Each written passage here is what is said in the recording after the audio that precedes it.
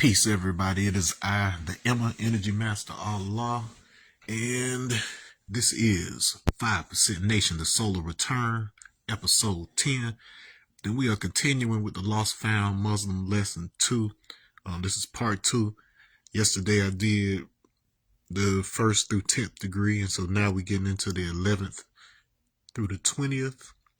And it's an early start, you know what I'm saying, going live here on Facebook right now. I'm trying to go ahead and knock this out because we got to go to a wedding and all that comes along with that later on today. So before the day becomes all about that, I want to go ahead and get in here and do my duty as a civilized person.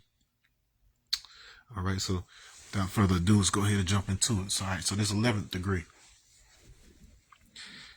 It asks the question, will you set up at home and wait for a mystery God to bring you food? Answer, emphatically no. Me and my people who have been lost from home for 379 years have tried on this mystery God for food, clothing, and shelter, and we receive nothing but hard times, hunger, nakedness, put out of doors, also beaten and killed by the same ones who advocated this kind of God. And no relief came to us until the Son of Man came to our aid by the name of our prophet, W.D. Fard. Okay, so it's a lot to unpack with that, right? Okay, so yesterday we ended with the 9th and 10th degree, which introduced the concept of the mystery God and who they was. And so the overall theme that you get with the lessons, mind you, this part of the, the 120 lessons, like aside from the supreme alphabet, supreme mathematics, and the things that I introduced at first, the rest of this is essentially straight from NOI. However, the father did make adjustments where he differed in his interpretation of ideology. For instance, in the first degree, the second degree of the 1 to 10, where it describes devil, there's a part in there that we didn't discuss and didn't say, that in the original it refers to the devil as the skunk of the planet Earth. And so instead of just Jacob's grafted devil of the planet Earth. And the father, it may have been him, me and Justice having this conversation. I can't recall how the story goes, but it basically came down to, if we made devil from us and he's a skunk, what does that make us? And I always give the example, a puppy comes from a dog, a kitten comes from a cat, cub comes from a bear or a lion, right? So whatever your child is, essentially that's what the parent is. Now, in the case of evolution, whatever the parent of the first chicken was, it wasn't quite a chicken. It was something else, and then there was some switch, some mutation that made the chicken.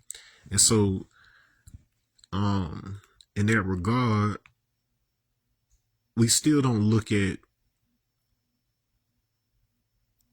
the white man as a new species or whatever, but it is a distinct mutation that occurs as a result of it's either an amino or a protein that's switched or whatever. So it's a specific order that's supposed to appear in, but then it switches. So whereas it would regulate in the direction of darkening the skin, and instead lightens it all the way to the other extreme. You see what I'm saying? And so it's not so divergent that you can't say that they aren't the same thing, because it's not the same. You can't say it's not the same species. It's just you headed in a different direction, whereas this is headed to the right, this one's headed to the left. So at the end of the day, we're intended to be mirrors of one another, and that's the significance of the number 11, that knowledge.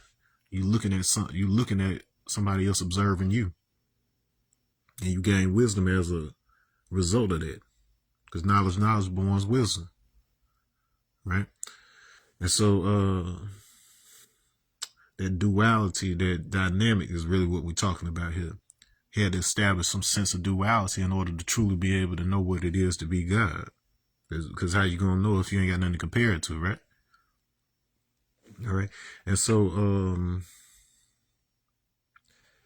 it says, will you sit up at home and wait for a mystery God to bring you food? So we relate to God as something that is true and living and that walks among us. And then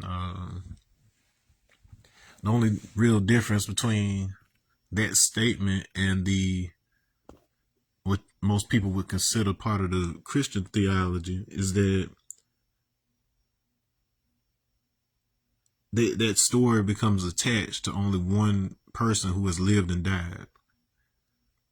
Like, I understand that the narrative is such that most people see resurrection as referring to the resurrection of the flesh, and that's not to say that he did not appear in a visible form. And then some of this information that I'm talking about right now is starting to come to the surface, and then will be more understandable over the course of the coming years. They're releasing more information about this. But for example, when you have like these UAP phenomenon and all of that, these beings have the ability to project themselves into our space and our atmosphere in a way that occurs as solid. And this hits a certain kind of way. But so one of the ways I kind of know about how that works from like kind of an insider perspective is that my biological father, like, he was like, you know, high ranking military, and he was like a Freemason, all kind of stuff. I didn't grow up with him, but like he would stay in contact with my mom from time to time and stuff like this. And so a few months before he died, back in he died 2019. Yeah, so probably about a month or so, about a month before I met Wu-Tang. And then when I met them, that was a couple days before his birthday that would have been coming up. And so anyways, but when he linked up with my mom's, he was telling her about how they were taking the military like down into the catacombs of the pyramids and stuff, and how they had to do this like initiation type thing where they had to be able to find a way out and stuff. Like, you hear that in the stories of like Noble Drew Ali about having to find his way out of the pyramid and all of this. And so he was also speaking on the military has the capacity to be able to project plasma-based bodies. Like, it's like it occurs as solid. Like, it's not like a hologram, like it's just like an illusion of like you can just pass your hand through it, something like this, but like an actual ionized charge or whatever that is essentially what appears like a solid being, and you could project yourself into that. Like, that's just what he was talking about before he passed. And stuff. And this wasn't the type of dude, the joker, just believe some shit. Like, if he hadn't actually like witnessed it himself, he wasn't gonna talk about it. He was a pretty serious dude. And so that was one of the first time. Well, I've heard somewhat similar things, you know, in passing with like the different things and trainers and stuff I had before that. But in terms of like an actual like factual type real world application scenario, that was the first time I heard. And see, he wasn't saying this directly to me. Like, my mom was telling me about it like after the fact, like after he had already passed. And it gave me some of the technical terminology. So I started like studying plasma and just different things like that to understand like how that would even be possible. And so like I understand it now. But, you know, even with the transfiguration when it comes to Jesus and that story, I understand it a lot better now that I've had out of body experience training, like how to do it manually. And now that I understand the physics a lot better, I see how you can leverage those two bodies of knowledge in order to figure out, like, if you were an advanced civilization, you would understand how to project solid forms into a space instead of you trying to mechanically move a vehicle from one place to another. It makes more sense to be able to to send yourself that way, and then you can get it advanced. Like if you understand the relationship between your DNA and light on fifth dimensional level, you can start bridging the concepts to understand how you can actually like edit DNA from a distance. And a person may have an experience as if they are making love to a real solid being, but essentially what's happening is that the force of those charges are impacting your body and your biochemistry in a manner that essentially simulates what we do when we actually face to face physically make contact, have sex, make a baby. So in other words, like if you understand the charge differential that's involved with the sperm entering the egg, and then that calcium ion is what activates the egg. If you were advanced enough, you would know how to simulate that charge. You know what I'm saying? You just got to activate the charge. You don't need to physically be there. If you have the means to simulate the activation of that charge or whatever, you can have something like a immaculate conception type of situation, quote unquote, or whatever else. So it's like, so a lot of these stories, they sound a lot less fantastical once you kind of understand them from that theoretical science kind of standpoint, right? And so, but case in point, the stories when it comes to Jesus, they came about from people who. All right, let me back up a little bit. So the initial letters that are involved with this, that sprung the whole Christianity situation, were the letters that Paul wrote. Like the church was in, disarray, and he was sending letters to try to clarify the concepts and stuff. And so, mind you, Paul, he was introduced to Jesus after Jesus was already dead. And so, as the story goes, Jesus appeared to him in transfigured form. And so what Paul describes is actually probably more along the lines of, the things I was just talking about, things that have at least some degree of confirmation on. And you start getting the Gospels and the other stories that start to make it more like a biography after that. So like a decade or two or more after that. So Jesus is already gone, and then you're only getting these first stories that are making him like a flesh and blood person a little while after that. Not to say that there wasn't a person or whatever else, but the point is that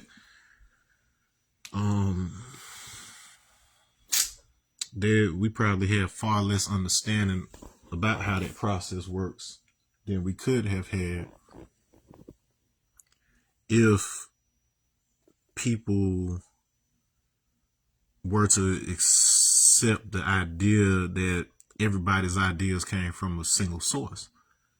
And if you trace the threads back, you can pretty much figure out like, oh, okay, this is the thing that led to spinning off into this kind of narrative when it went over in this continent versus that continent, and so on and so forth. All right. And so, but anyways, the mystery God, by contrast, is the one that nobody's ever seen, touched, heard, has no evidence outside of having been told. And as a result, it is very easy for an authority to be able to, adjust and twist that narrative a little bit. And then, unfortunately, a lot of people around the globe have suffered. So that's what we're talking about with that mystery God. All right, and it says, me and my people who have been lost from home for 379 years have tried on this mystery God for food, clothing, and shelter. And we receive nothing but hard times, hunger, nakedness, put outdoors. Basically the experience that people would have been having in the 1930s when this these lessons were transmitted. So mind you, this is between wars. So you had the World Wars and World War One in the 19 teens, and then you had World War Two in the 1940s. And so this is that window in between it. And you know, there were depressions, stuff like this, but you also had situations where black towns were thriving, where you had like Black Wall Street, for instance, in Tulsa. And black people in America were starting to build power for themselves, build independence for themselves, build wealth for themselves, and got to the degree that world banks wanted to do business with them or whatever. And so so that became a threat to the white nationalism effort in the States. And so local law enforcement and people from the surrounding communities or whatever, they engaged in the bombing and burning of Tulsa to destroy those businesses and kill those wealthy blacks. And incidentally, crop duster planes, like if you know anything about farming, they had crop duster planes and they were dropping sticks of dynamite from it. And so this is considered one of the first examples of, and I don't know if it's a first example of air raids, period, but at least in the United States, that's one of the first examples of somebody thinking to drop something explosive from the plane. And so naturally, you know, that sets the stage for what eventually becomes the dropping of the atomic bomb on Nagasaki and Hiroshima. Okay, conceptually, that's what you end up getting. All right, and then and we've already talked about the implications of that whole ordeal as it relates to, you know, people we're connected to. All right, now something I want to look at right here is this number. It's 379 because it does appear again later, and then it actually gets into something. So you know we're in the middle of the 1 to 40. Now I'm almost positive, like if you're the guy, you know that we also had the 1 to 36 that we needed to do. And if I'm not mistaken, I believe most people, they usually get the 1 to 36 before they get even this. It's like something you get a little earlier. It's a bit simpler, but I probably wouldn't have found or figured out certain things had I not gotten it in a different order. If I hadn't gotten the 1 to 36 last, haven't already, you know, kind of mastered everything before it, I wouldn't have caught things in the 1 to 36 because it's deceptively simple, you know. And then that's the tendency of things. And so similarly, Allah, by him being an adult, learned man who had traveled the globe already and, you know, had like martial arts background in several different countries, you know, experience under his belt. By the time he gets back home and he's looking at these teachings in the 60s or whatever, there was certain context that he had that allowed him to see things within those lessons that the people who had been using them all that time may not have caught. Like, for instance, it's only me looking at this right now as I'm talking to you that it occurs to me that the digits of this add up to 19. And you know the significance of the 19 code in the Quran. So that's something I literally just caught while I was just talking to you right now. All right.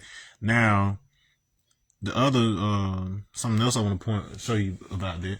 All right. So there's only one real commonly known, commonly cited Gematria translation of the number 379, and it is, he is the God. So the same way that we talk about it, it's like peace to the God or whatever. It's like the one God, but it's not one God that's separate from us. We are all whole unto ourselves, but part of a whole. And that's hard for people to grasp conceptually if you don't understand the holographic nature of our existence, if you don't understand that this is a multi-dimensional existence, but we experience ourselves as separate in this, this one knowledge situation. But at the end of the day, we're manifestations of the same whole. It's the same. It's one God, and it's all of us. Okay. Was there anything else I wanted to bring up about that 379? Okay, so another thing I want you to look at. Okay, so the window that is typically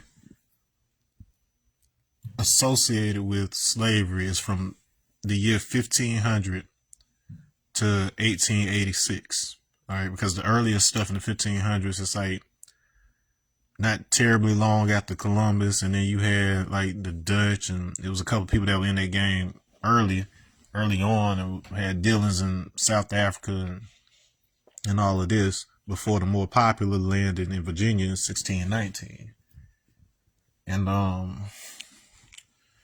And so that creates a window. I believe in some other situation we have come across this exact number.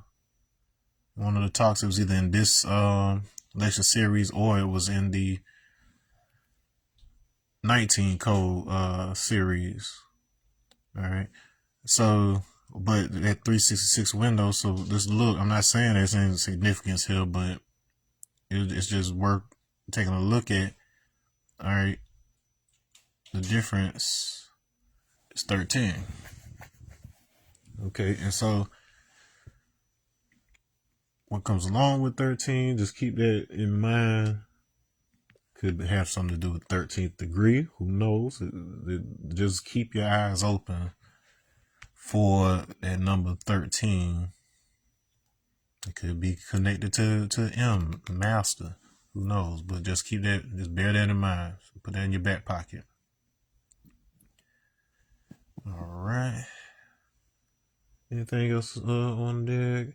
All right. And so you also have another point of, I don't want to call it contention, but where opinions differ with regards to the 5% in difference to the NOI, where it says no relief came to us until the Son of Man came to our aid by the name of our prophet W.D. Fard. And so there was a lot of contention around this idea that essentially Nation of Islam was following in the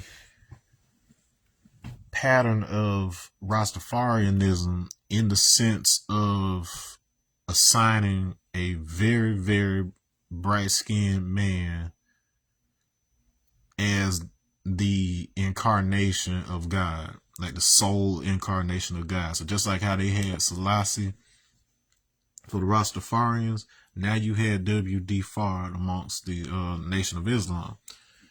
And Allah, the Father, based on his deep knowledge of the lessons having been a fruit of Islam and all of that, he looked at it, he said, if the black man is God, I'm God. It's like, he God and he God. And if it's gonna be anybody, it ain't about to be this dude over here who has a white mother. Like I'm sorry for how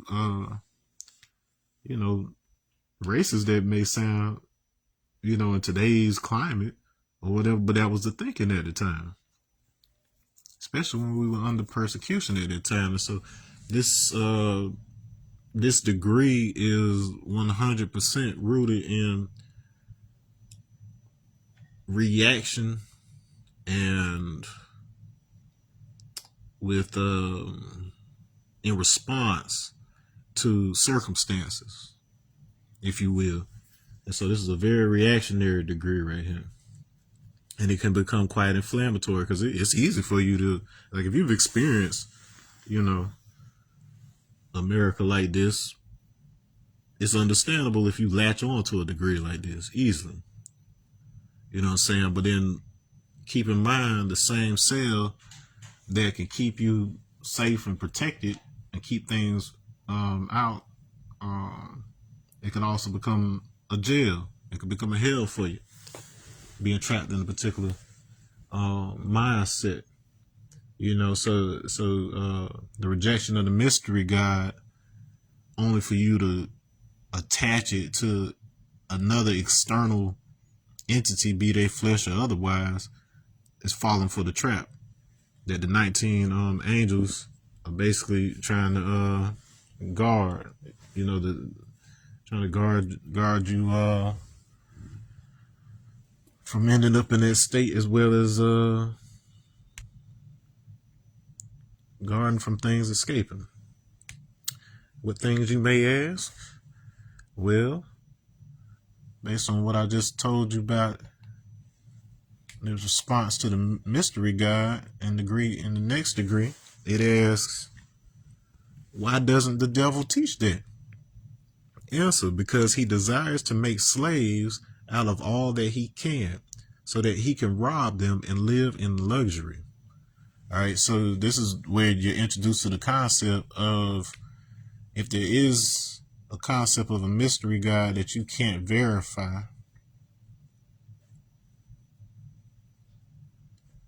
the sole purpose for that is so you can make him rich. So that you can make him rich.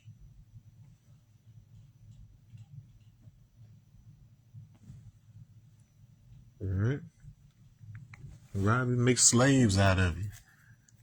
The best kind of slave is the one you don't have to put chains on. Chains are expensive. That was essentially the trade-off for industrialization. One of the things I have been pondering on for a couple of days now is that so in the Divine Comedy by Dante, which of course I've told you that my book, The Leopard in the Mirror, Canticle of the Mutant Guardian, on Amazon, is something like a personalized version / hip hop inspired version of the Divine Comedy.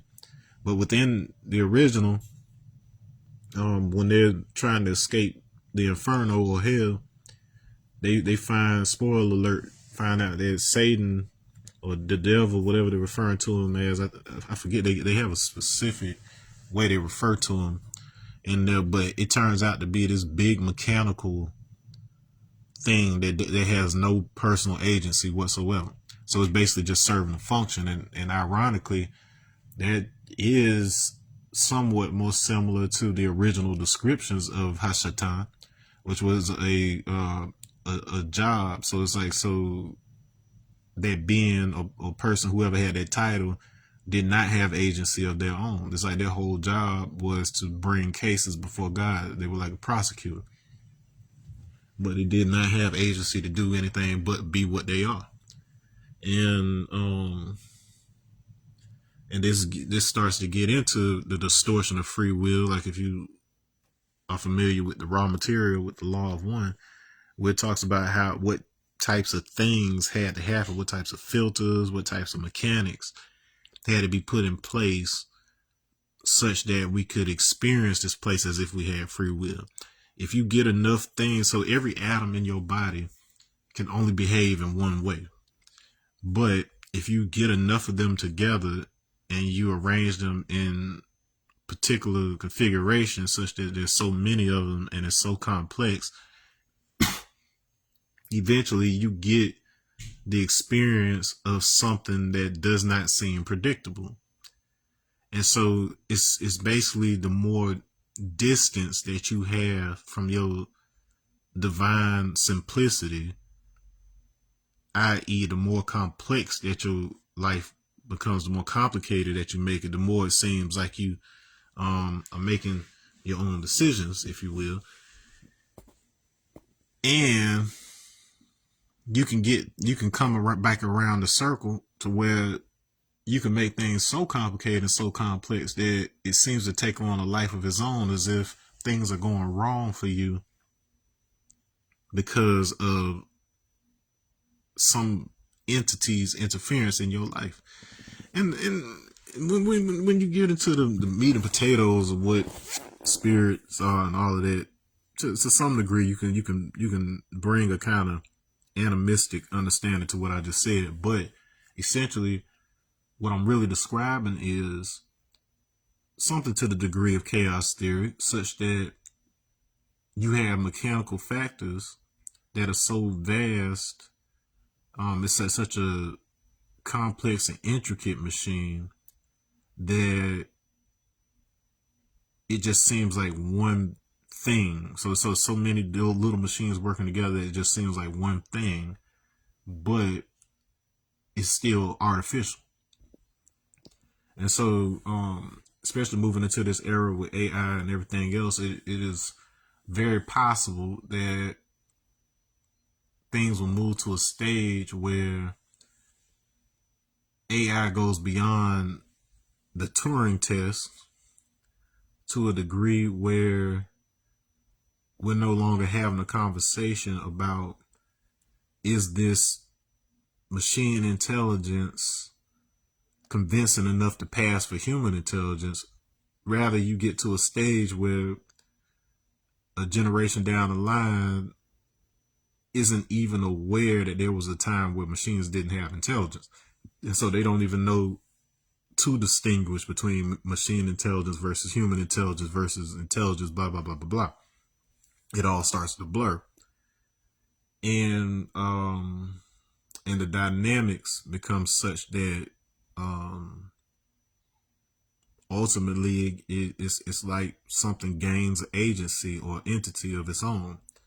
And so incidentally, with us being on degree 12, that just happens to once again play into the underlying meaning of what Paul is talking about in 1 Corinthians 12. So that whole chapter is basically telling you how you are essentially a conglomerate of all spirits. And so that machine, even if it had the essence of all spirits, it still doesn't have your spirit as an individual. Like, it may be able to mimic human spirit, and then that's largely because human interaction gave that to it. But at the end of the day, if you recognize your own divine spark and then how you are a manifestation of the Holy Spirit, at the end of the day, then that helps you to kind of see through that illusion. But it just gets more complicated and more challenging to do so as that thing becomes more powerful. But just some stuff. Keep it in the back of your head. All right, so now I don't want to do that with my finger. I guess I'm not gonna erase with it. Don't want this getting smudgy on you. All right, number 13. So I just brought up 13. Let's see what it has in store for us and if it adds on to what we were talking about before. All right, so number 13 says, but brings rain, hail, snow, and earthquakes. Obviously, building upon the 8th degree from the 1 to 14, where we mentioned, who makes rain, hail, snow, and earthquakes. It says, all right, so it's basically saying, why doesn't the devil teach that despite bringing rain, hail, snow, and earthquakes, like we're doing that, but the devil still doesn't teach that. All right, so but brings rain, hail, snow, and earthquakes. Answer: they continue daily to teach the 85% that all they see and hear, such as rain, hail, snow, and earthquakes, comes from a mystery God that no one will be able to see until he dies, and this is believed by the 85%. The 10% knows that when a man dies, he will not come back to tell the living whether they lied or not, because the dead is not known to return from the grave. In all the history of Islam, it has never been revealed of anyone returning from a physical death, but there is a chance from a mental death. Because the lost and found in the wilderness of North America, they were once mentally dead, and many of them have recovered from it. But they were not physically dead, only mentally dead. All right, so the suggestion of this particular degree is that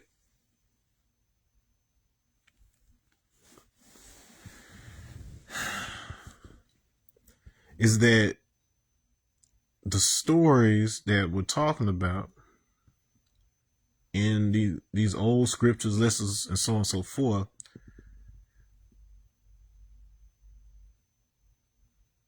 it's suggesting that they evolved to a place where they were interpreted as physical resurrection. Now, there's some nuance within that, because somebody can be medically dead, and then be revived and stuff. So we know that medically, but that's within a standard. And so there's two truths that have to be brought out within that. So the first question becomes, if a person can be revived like that, like I'm just talking about from a medical standpoint, so they're declared medically dead, no vital signs. So keep that in mind, the idea of signs. If they can be brought back, were they ever truly dead to begin with? Or was it just that they were beyond the reach of what we consider signs? In that same breath, we then have to look at all dead people and then say, despite us knowing that energy is neither created nor destroyed, why do we still assume that physical death means complete and permanent death of that energy or that individual?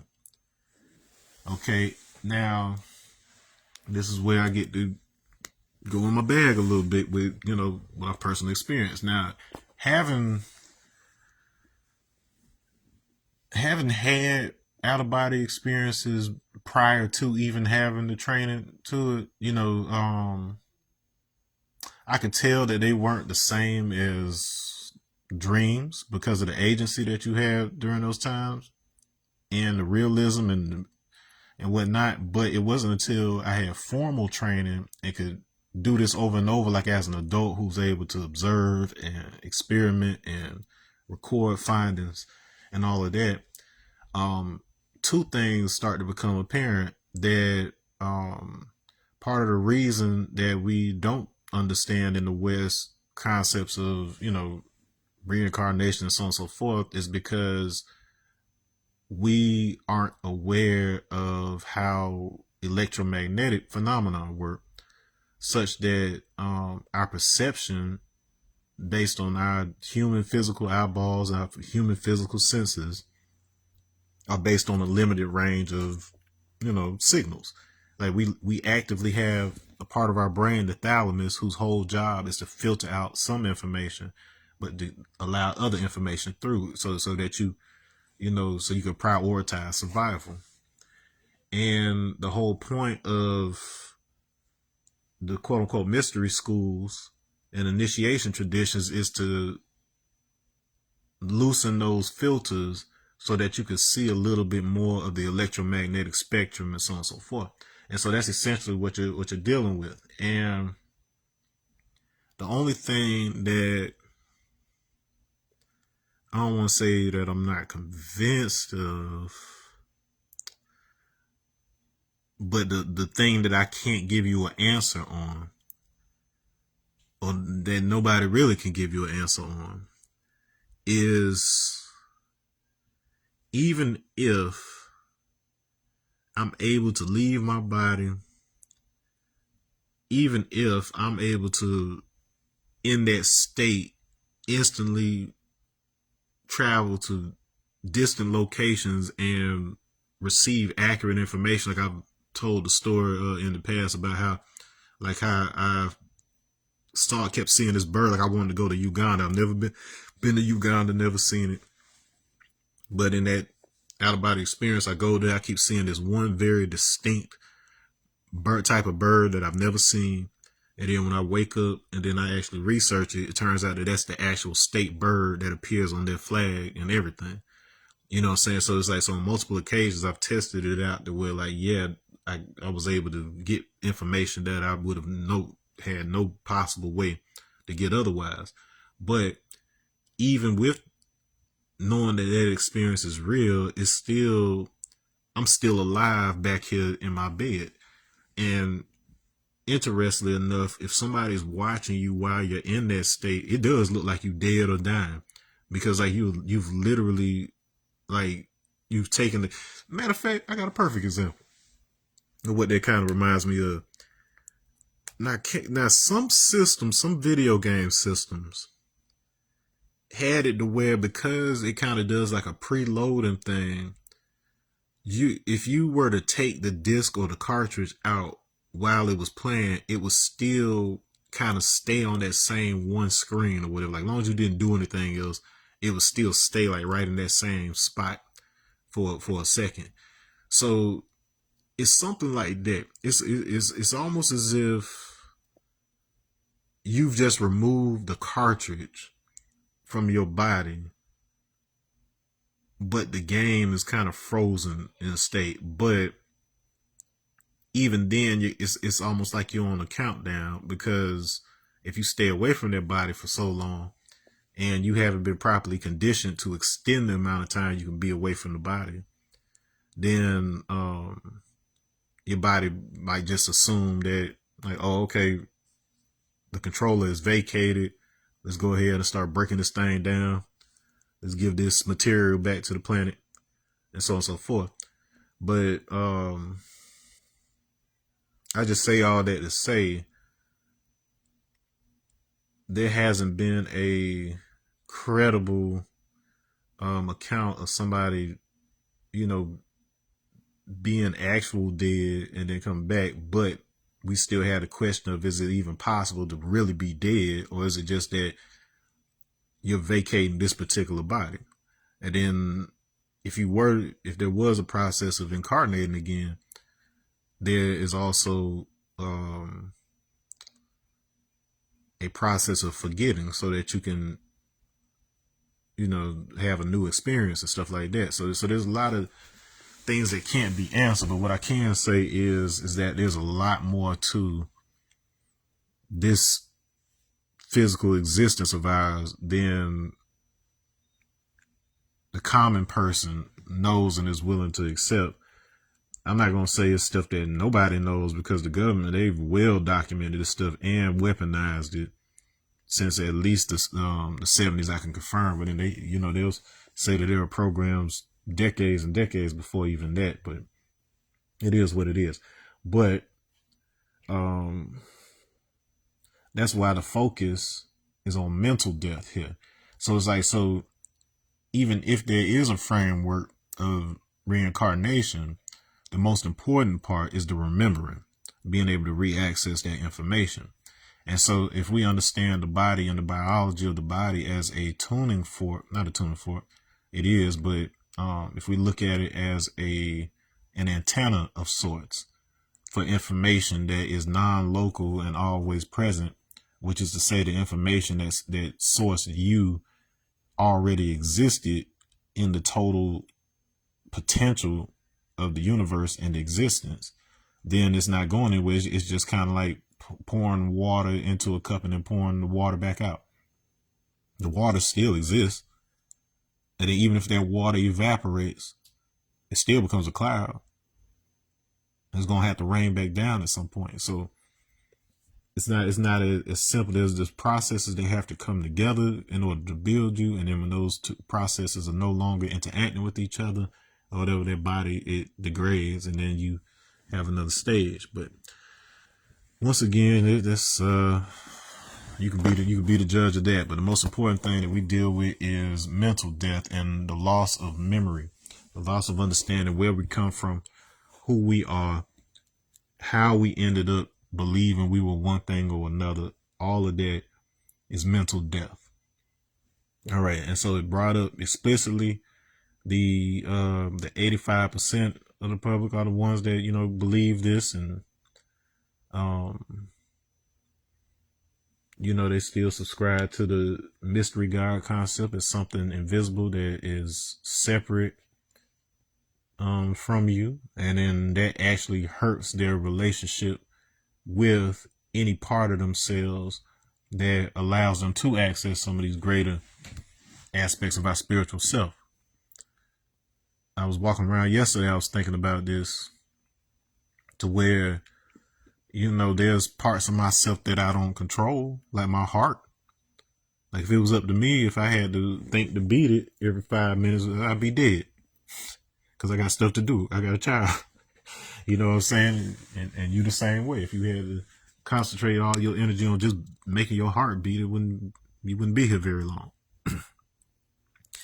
And likewise, there are things that you might not even be able to imagine that are part of you, like the cosmos and all the people in your life and the people that you don't interact with and the planet itself and all these other things that you couldn't imagine are part of you because you don't control them.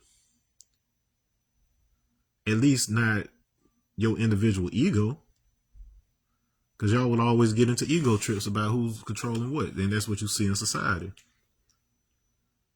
But the aspects of you that are mutual in all those situations and connected, you don't control them for a reason. And so we have a tendency to perceive those aspects of ourselves as something beyond ourselves as a controller. But at the end of the day, that's you too. But you have chosen to experience yourself as this one, this particular experience. The I am that I am. Okay. All right. So now the question becomes, and then so we get to find out about these three divisions of the public in detail here. I just did 13, and I'll just go ahead and tell you the relationship between 13 and 8. So remember, rain, hail, snow, and earthquakes, with the 13th degree here in the 1 to 40, and it was the 8th degree in 1 to 14, and that ratio is the ratio of, it's basically the golden ratio between the orbit of Earth and Venus.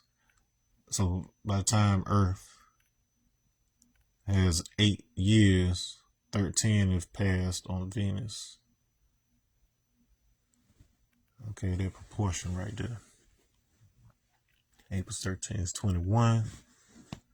You or universe, also related to the Shin, spark of the divine. All right, so the significance of the 13. So on the 14th degree, it asks, who is the 85%?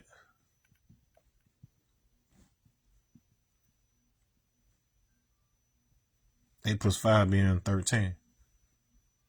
Also, 8 to 5 being the ratio of your height divided at your navel.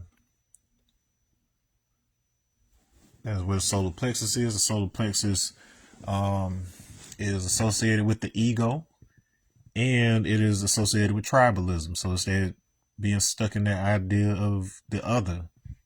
It's like it's us versus you, like you, as opposed to you going from individual to universal. You instead fall into the trap of tribalism, where it's not all about me, but it is all about the one group of people I like. So that's something that the 85 is stuck in. So they destroy their power. So remember, 8 is build or destroy. They destroy their power by not recognizing the way the 5% does, that we are universal. We are not pro-black or anti-white. We are pro-righteousness and anti-devilishment, is what the father used to say, at least according to some of the brothers. All right, so answer, who is the 85%? They are the uncivilized people, poison animal eaters, slaves from a mental death and power, people who do not know who the true and living God is or their origin in this world, who worship that which they know not of, those who are easily led in the wrong direction and hard to be led in the right direction. All right, and remember, what it means to be civilized, which we get into in a later degree. We're talking about one having knowledge, wisdom, understanding, culture, and refinement, and is not a savage in the pursuit of happiness. A savage is someone who has lost the knowledge of themselves. That's the 19th and 20th degree. So I told you that ninth. That's what I told you that 19th was going to be relevant when we added that 379. Okay, and so to not have those things is simply to not have been taught. Ignorant simply because you have not been taught. Peace, brother-in-law in the building. What's up, Bryce? And so then it goes on to talk about the poison animal eaters. And so this goes into the dietary restrictions that were associated with NOI and were adopted to a great degree by 5%. But essentially it dealt with, of course, they have, don't eat pork and all of that. But it also included bottom feeders, things of that nature, like shellfish, including like shrimp and lobster and so on and so forth. And now when it comes to the dietary restrictions, whereas in Nation of Islam, where it's still a religion, the 5% nation views Islam as a natural way of life. And so nothing should ever be understood and interpreted through the lens of this is something you have to do because somebody else told you to do it or whatever, or just to be part of the club. If you don't understand the health benefits associated with something, then it's not for you. It doesn't make any sense for you. If you are in a situation where, for example, Allah used to say, like, of course, you say don't eat pork, but if you're starving to death and then the only thing that's around for you to be able to eat is a ham sandwich, don't eat the ham sandwich. Just eat the ham sandwich. It's not meant to be something that gets wrapped up in stupidity, but that's the exact thing that the story of Jesus was about. Whereas you had the priesthoods and the Jewish people who were following those Jewish laws so literally, or whatever, that they couldn't even make common sense decisions, like to help a person in need. Like, oh no, it's a Saturday, it's a Sabbath, I can't touch this Samaritan. Like, it was stupid stuff like that Jesus came and was like, man, there's a person in need, help that person. And so that's what we're talking about here too with the dietary laws. And so they eating those ideas with it. The best way to think about it is how long does something stay in your digestive system before it rots.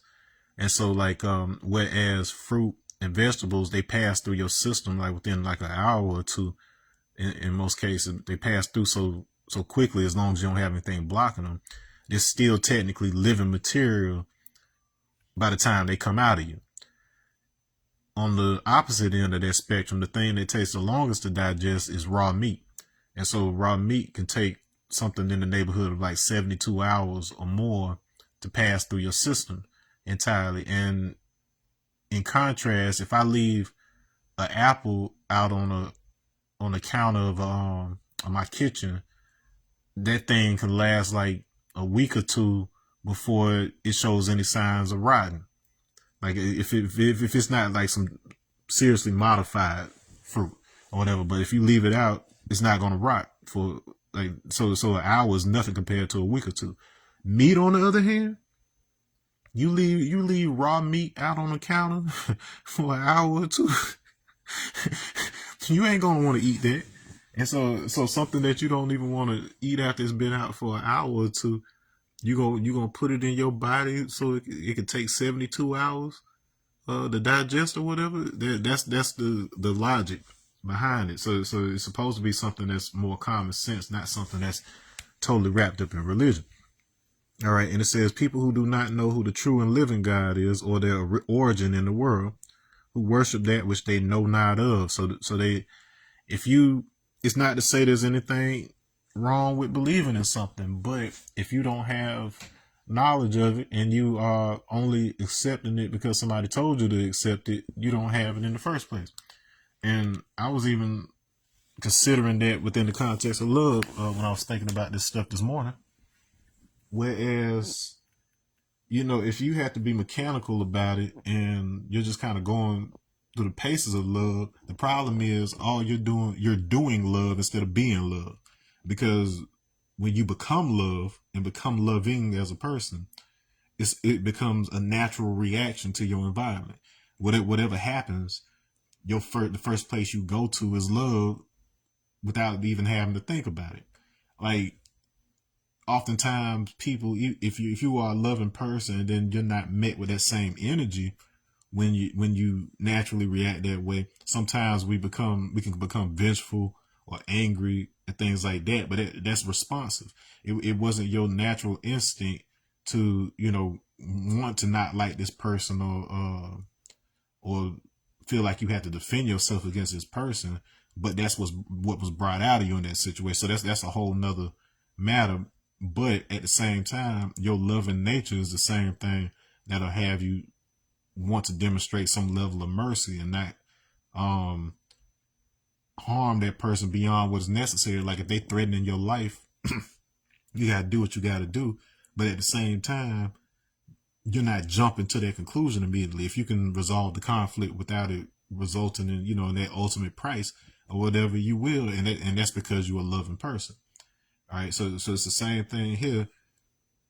Believing in something that you don't have knowledge of, such that it's become natural to your way of operation. That's the part of it that's the most harmful, is what this is communicating. All right. So if that's the 85%, who's the next group of people? The next group of people are the 10%. So we ask, who is the 10%? Answer: they are the rich slave makers of the poor. They teach that the almighty, true, and living God is a spook who cannot be seen with the physical eye, otherwise known as the bloodsuckers of the poor. All right, so they have this saying. They say Allah is seen and heard everywhere. And just to give some context on the origin of even that word, Allah is actually two words. It comes from al, which just means the, and then ilah, which simply means the one and only God. It comes from the exact same Semitic root as El, which is the name of God at the beginning of the Bible, and from which we get Elohim and all of that. So it is not two different things at all. It was never two different things. Don't let them white folks on TV get it twisted that them folks are talking about somebody different from who you talking about, or whatever. And I've heard that stupidity in churches that I've been to, because they aren't educated on the actual language of the Bible. They are only educated in the English translation of the Bible. If you don't get something in the language that somebody transmitted something originally, you don't really get the nuance of what it was saying. I'll give you a perfect example I thought of this morning too. All right, so we as black people, because we are the originators of slang, we understand what we mean. Like, I cannot tell you how much difficulty once upon a time white people had with the word cool. Like how we say, oh, okay, that's cool, or whatever. Like early on, they were struggling to decouple that from the concept of being physically cold. Like, I know it sounds wild now because we've been saying this for so long, but literally every bit of slang that we've come up with, it ran into that. Like, I've had to explain, like, more recent, like, matter of fact, my daughter's therapist yesterday, she asked about the whole 6'7" thing. You know, the kids, they talking about the 6'7" thing.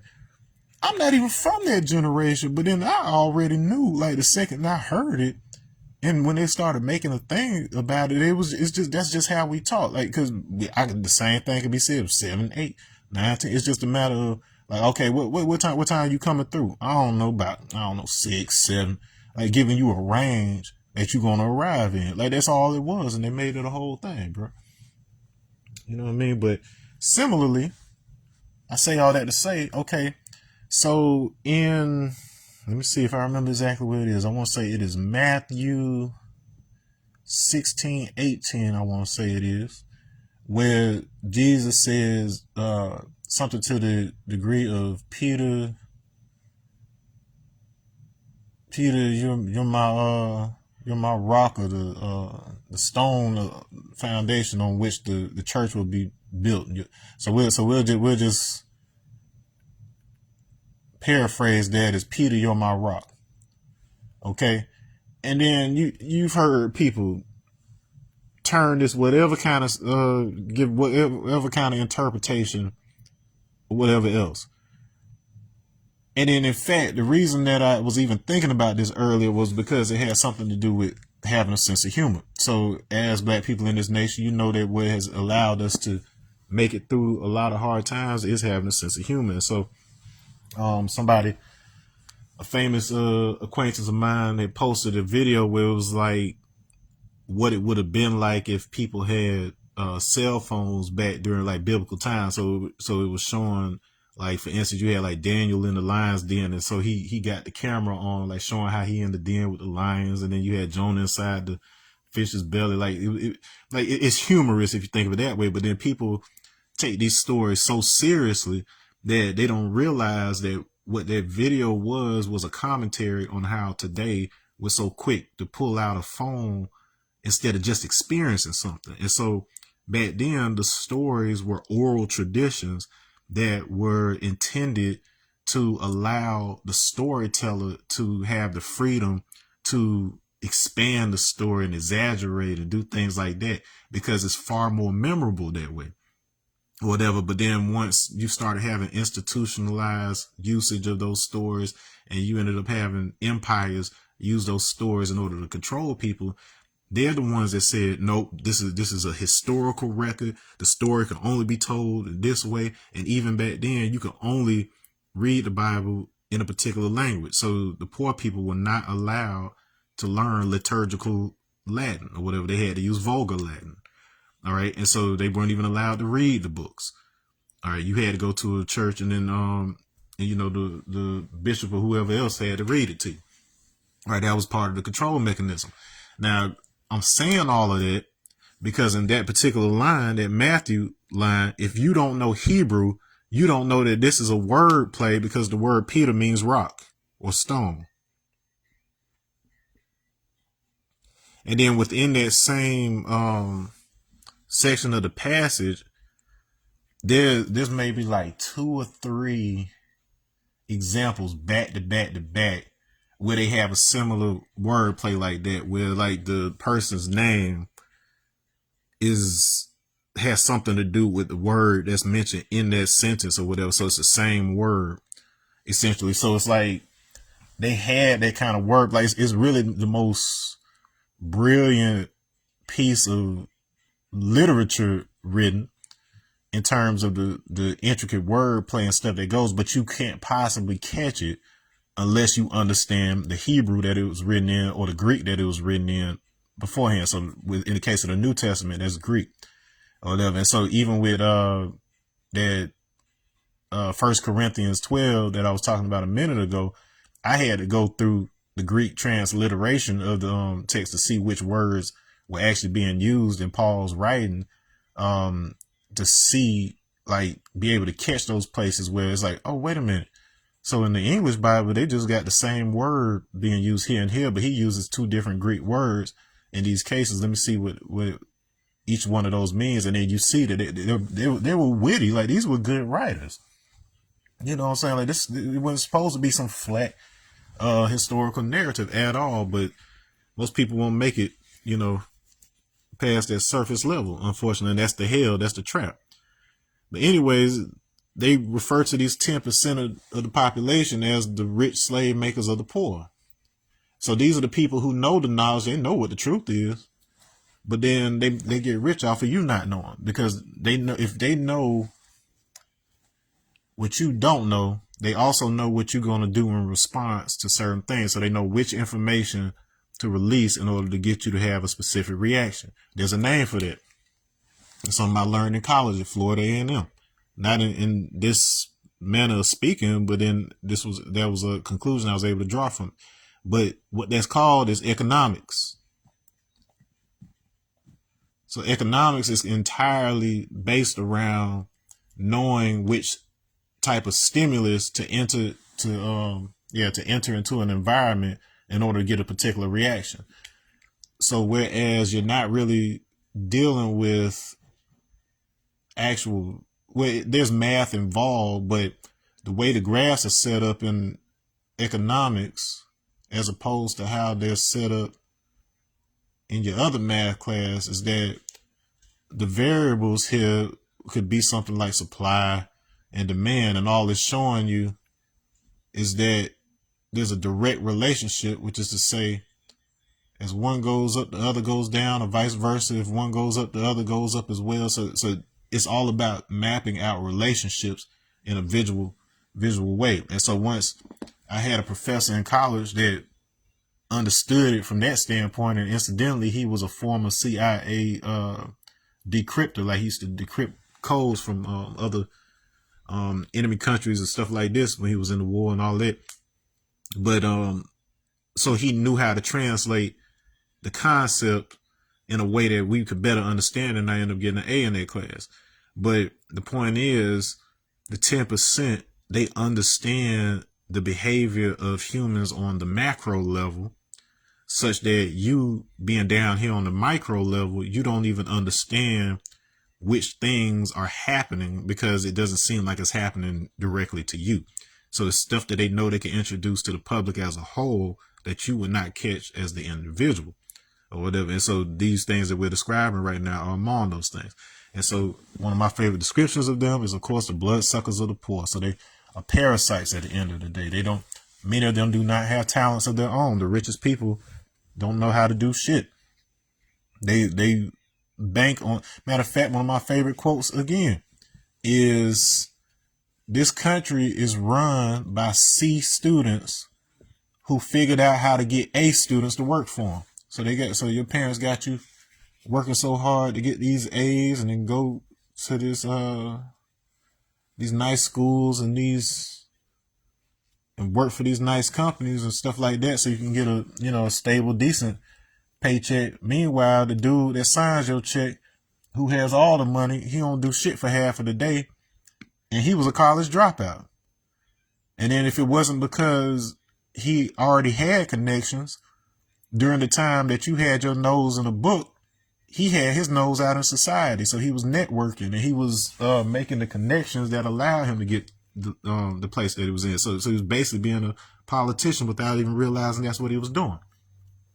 You see, and so these are the skill sets that we aren't typically taught in our community because we're still stuck in survival mindset. We're still just trying to figure out how to get our nose above water, let alone thrive once we're out of it. And because we're not taught those skills, even the people who manage to make it out have a tendency to become 10%ers. They have a tendency to, in order to secure their own bag, they have more than they could possibly need. But in order to keep it secure, they're still feeding that same sense of needing to survive. They've got way more than they need in order to survive, but they're still stuck in survival mind state, which is why we have to have that resurrection of the mentally dead. You don't give a person the keys to your favorite car before they've gotten their driver's license. And you damn sure don't give them the keys before their feet are even, before their legs are long enough to reach the pedals. And that's exactly what happens. They like, you look at some of these rappers, that basically either drink or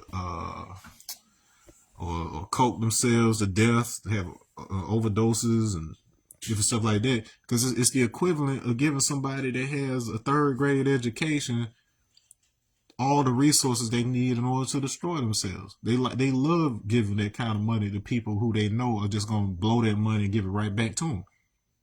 You see, like, it's part of the mindset, but until you witness it firsthand, like, I've been around at this point. Let me see, I started making music and performing and being in studios and stuff like that when I was like around age like 15 or 16, and I'll be 40 this year. So I've been around celebrities and entertainment industry and different stuff like that more than half of my life. So there's more of my life where I've been around that element than that I haven't been around it at this point.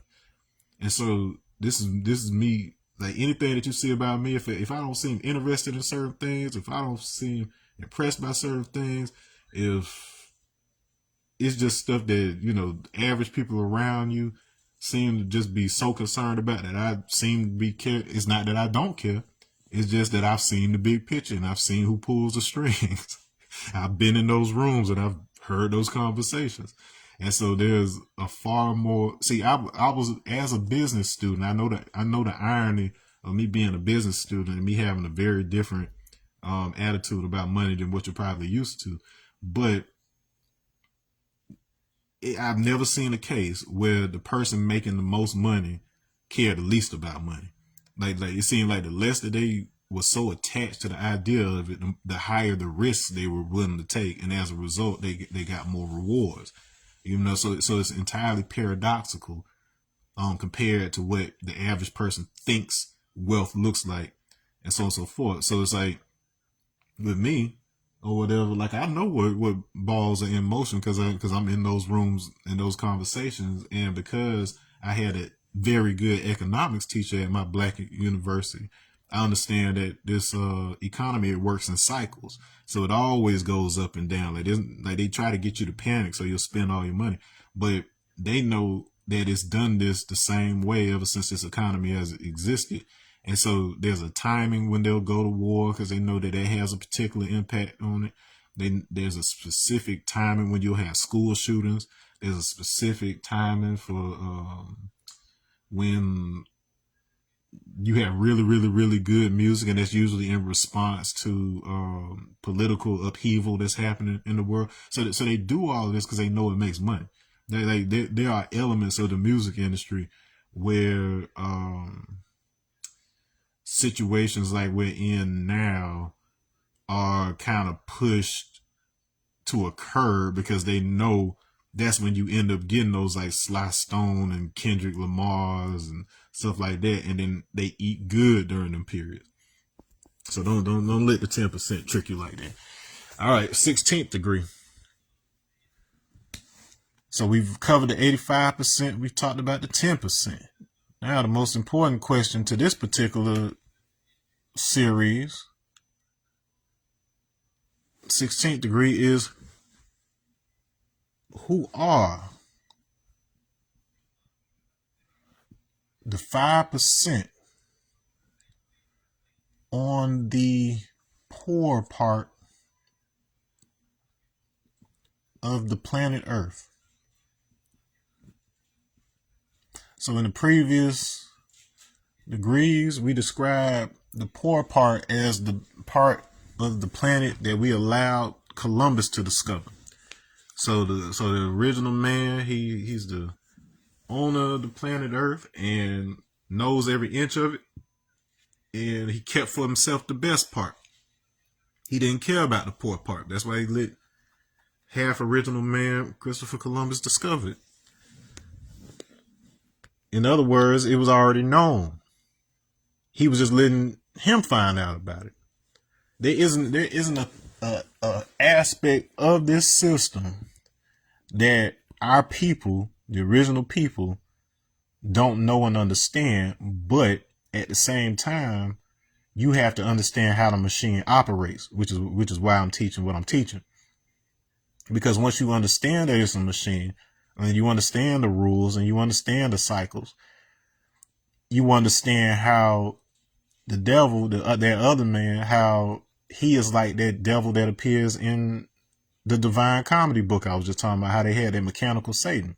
And then once Dante figured out that that's what was going on, he just climbed up the back of that big scary looking thing and then managed to climb out of the inferno into purgatory or whatever. And so that kind of plays into that idea of once people realize that it's just a game and it's just a machine, you can use it in order to get to a level to where you can escape it. But at the same time, if you know your own inner power, you know that the machine doesn't provide you with anything that you can't access yourself if you understand and you see yourself within other people, that you see them for the shared divine spark that you are, as opposed to being stuck in the egoic perception of only the surface appearance of the individuals.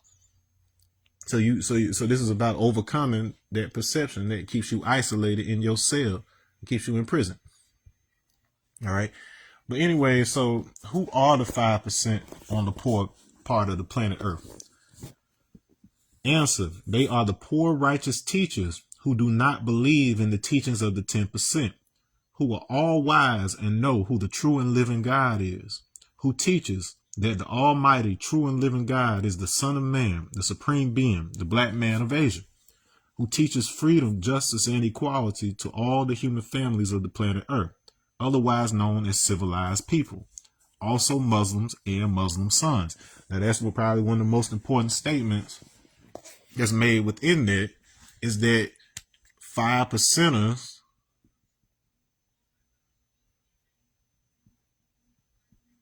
quote unquote includes the NGE, Nation of Gods and Earths, whatever they want to call themselves now, all Muslims. Muslim simply means submission to God. So those who have chosen a more bhakti external understanding of God,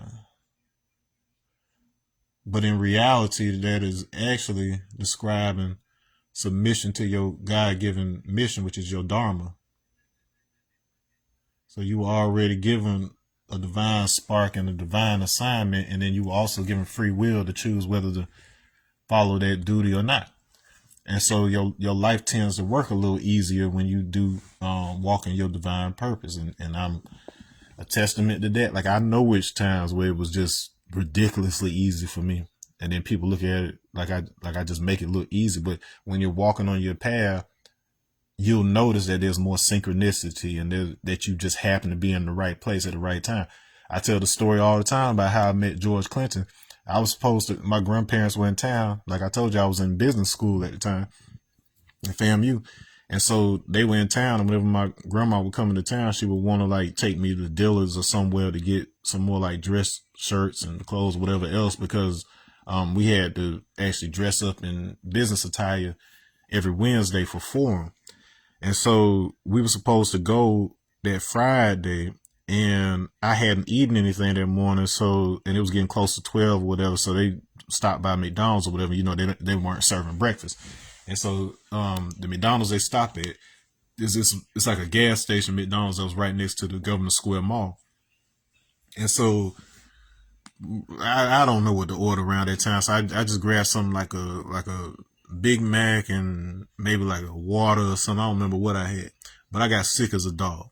And instead of us going to the mall, their hotel room was like right near there. So we went to the hotel. I threw up there and then laid down for a little bit. I was fine, but we didn't end up going that day. Instead, we're going to go back next morning.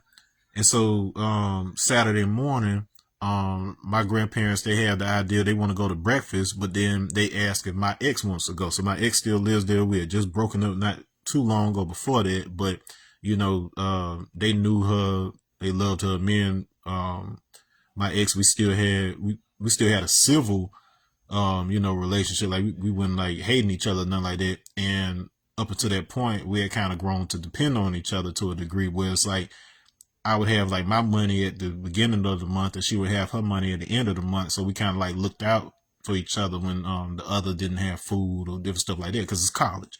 You know how that goes. And so my grandparents, they called and they asked me, they said, you want to invite her? And I think about it to myself. I go, you know what? I could use the good karma. I was like, all right, sure. All right. So we go over there to pick her up. Naturally, she's not ready, and so we end up having to wait like several more minutes for her to come down, and then she gets in the car.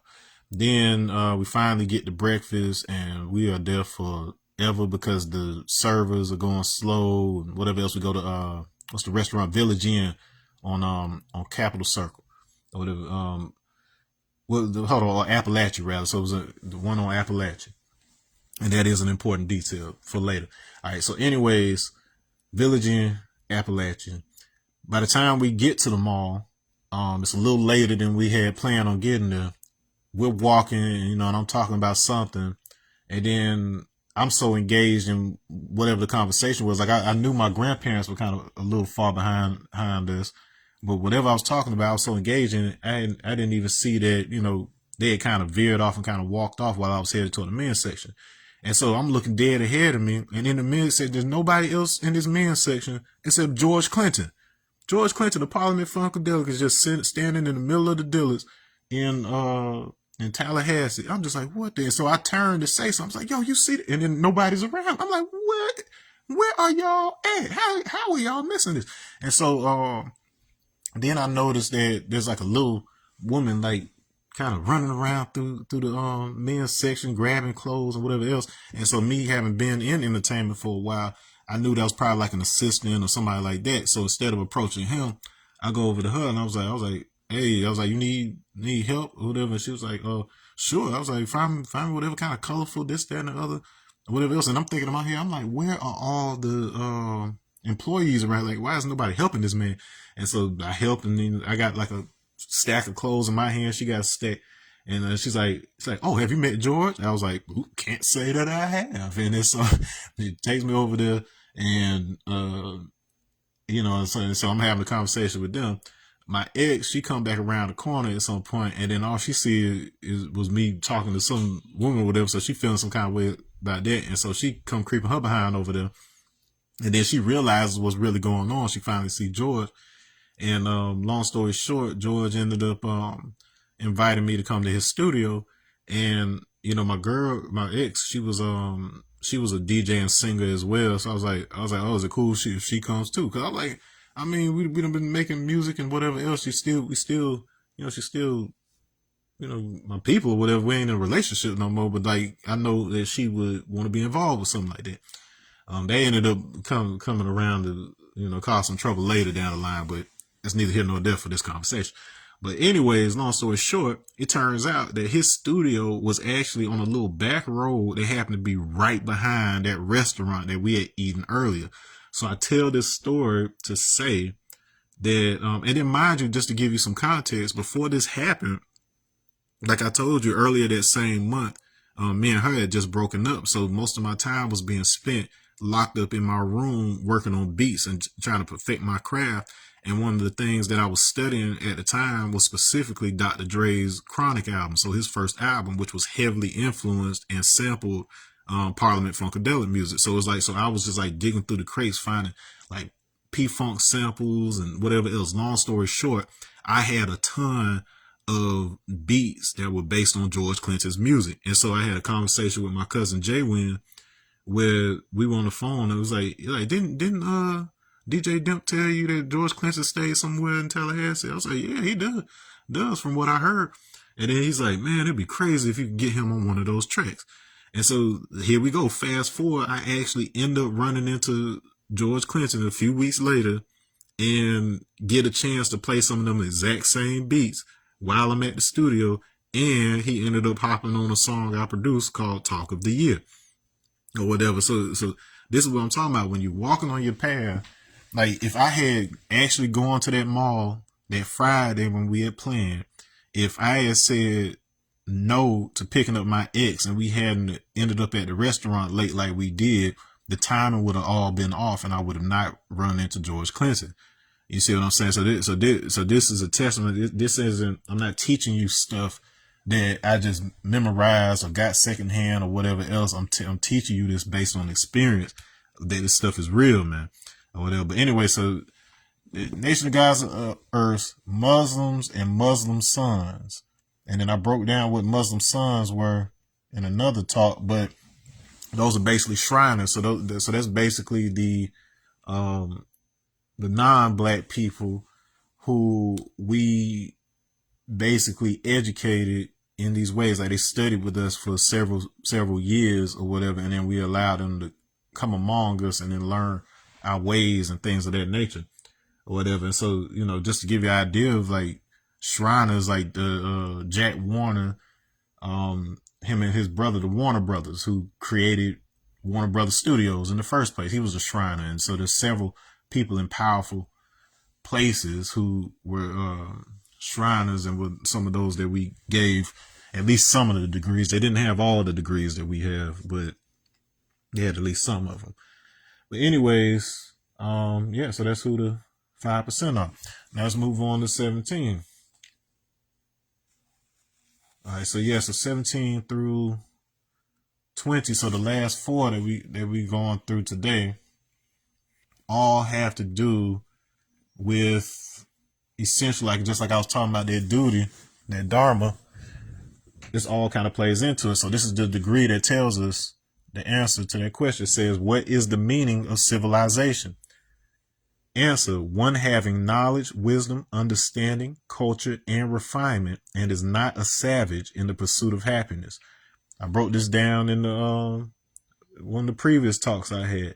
But of course, those first 5 elements are just the first 5 numbers of the supreme mathematics. Because of course we know 1 is knowledge.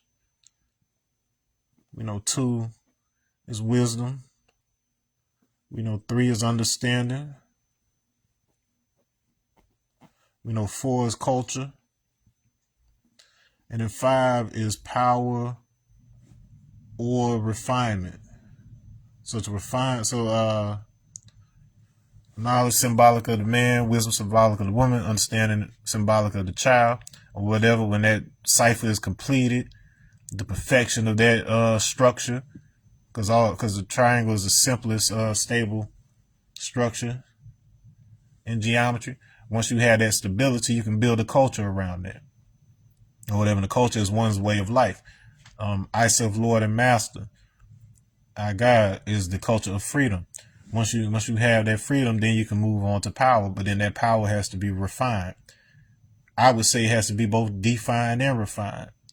And we understand that power is the truth. And truth is the power to resurrect the mentally dead from their previous state of awareness. We just talked about that resurrection of the mentally dead.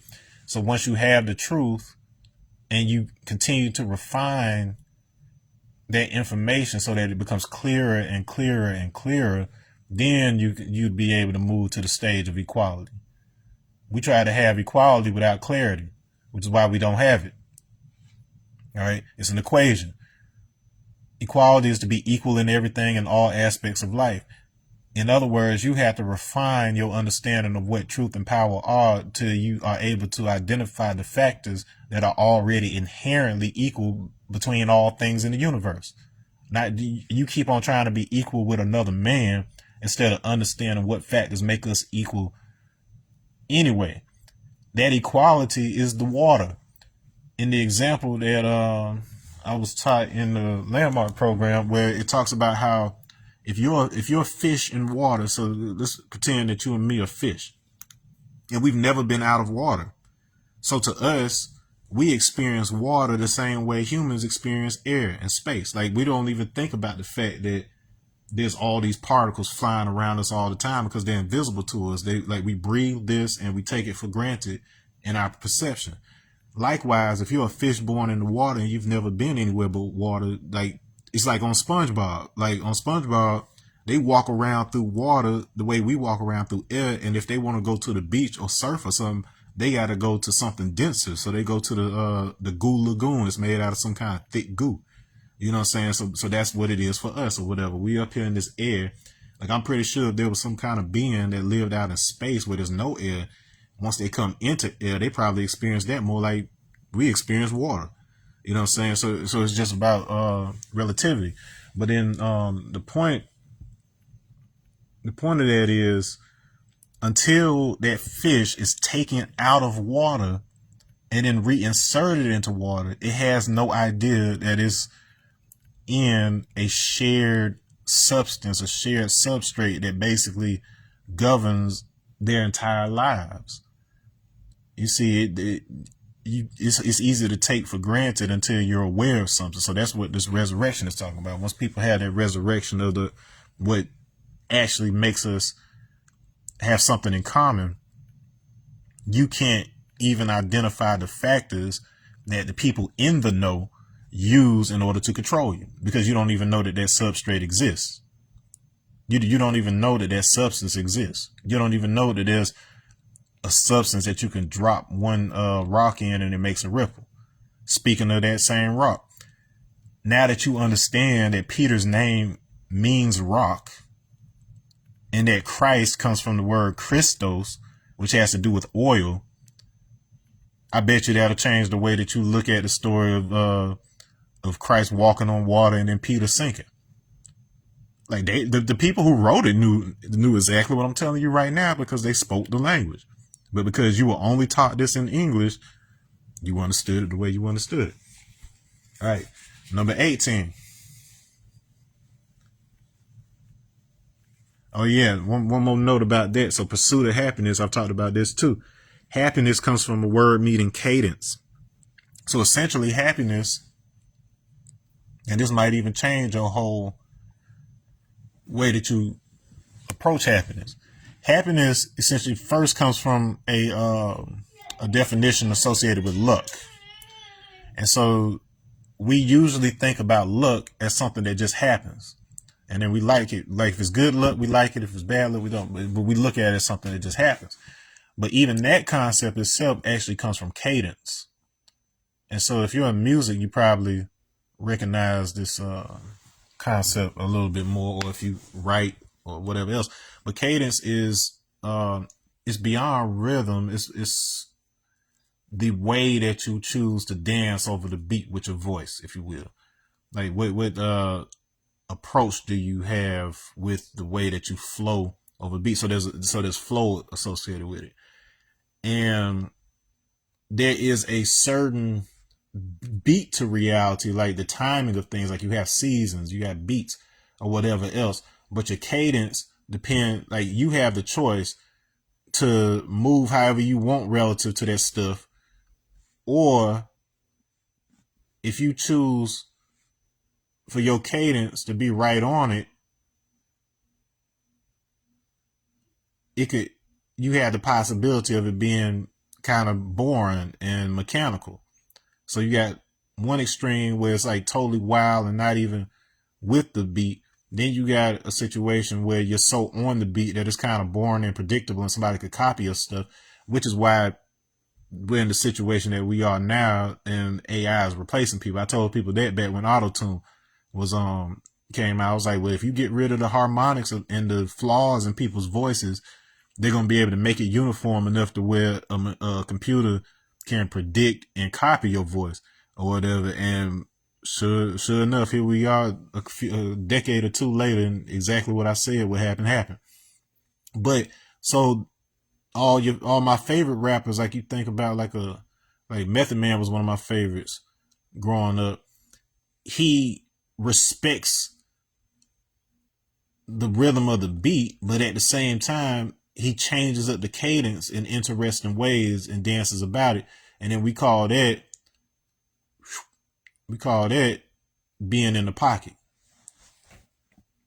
So happiness comes from being in the pocket.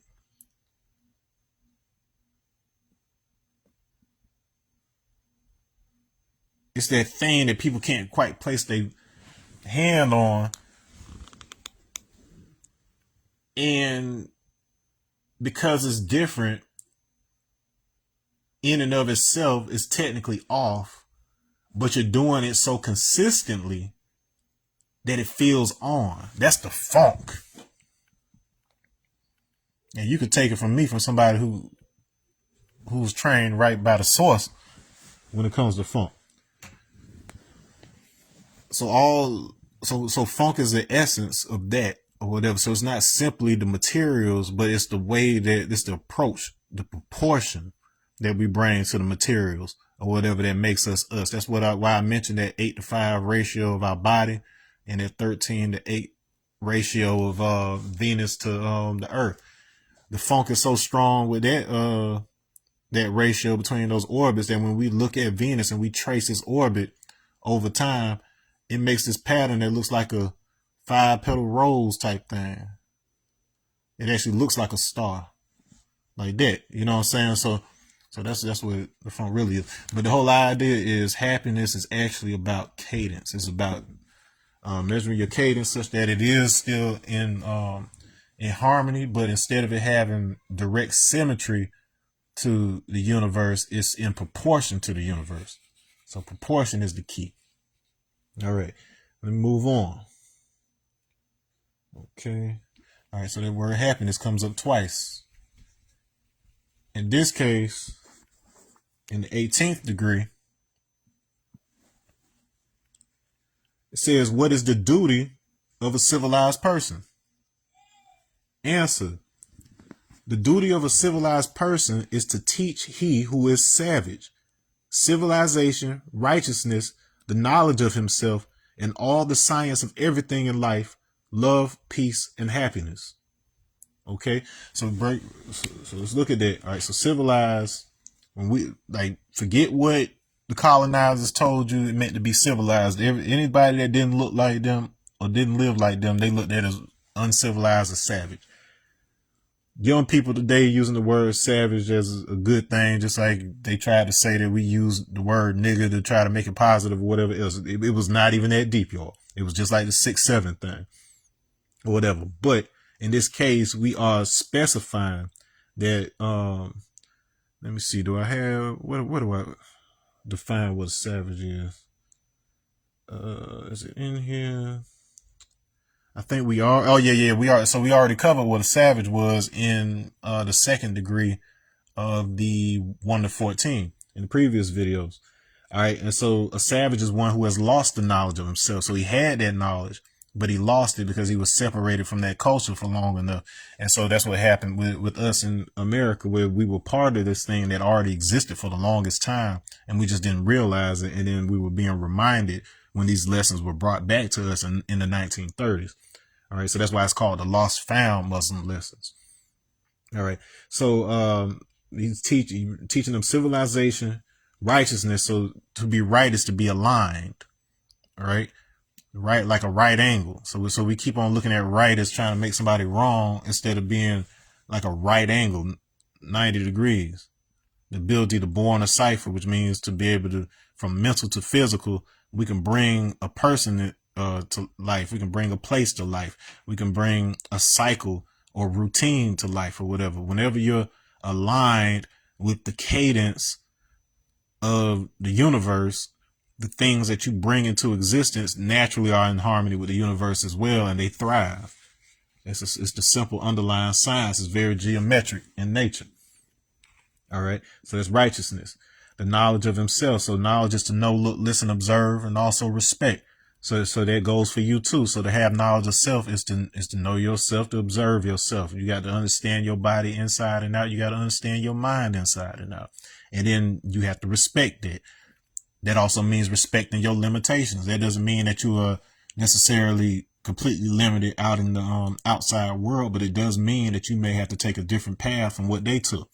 That's one of the main problems we have in our society, and especially in our community, is that your parents see somebody over there who is successful, quote unquote, by whatever standards, and they assume that the only way that you can succeed is by doing the same thing that person is doing. That person did the thing that would be successful for them. Unless you understand yourself. Now, if you're like that person, like if you are just naturally very similar, like you have the same set of limitations they have, knowing how they got to where they are can help you be able to walk your path up to a certain extent. But at some point, you're going to have to know what makes you different from that person so that you can get the exact place that is associated with your success.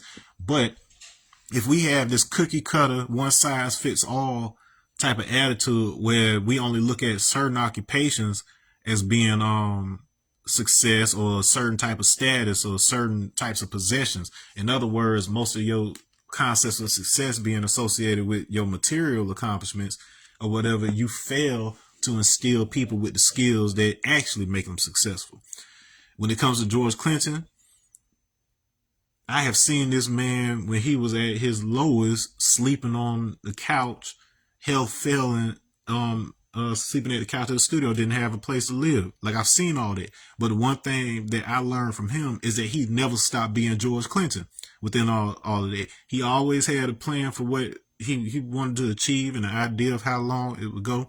He didn't even have a concept of ownership. Like, he was like the Native Americans, to where he felt like the land belonged to everybody, the studio belonged to everybody. And unfortunately, sometimes you had people who would take advantage or whatever. But George, he knew what he was doing so well that even those setbacks, it to him, all right, matter of fact, it reminds me of something that one of my senseis, so Sensei John, what he would say to us about like gnats and mosquitoes when we were like outside training and stuff, where it's like, they just take what they need and then they go about their business.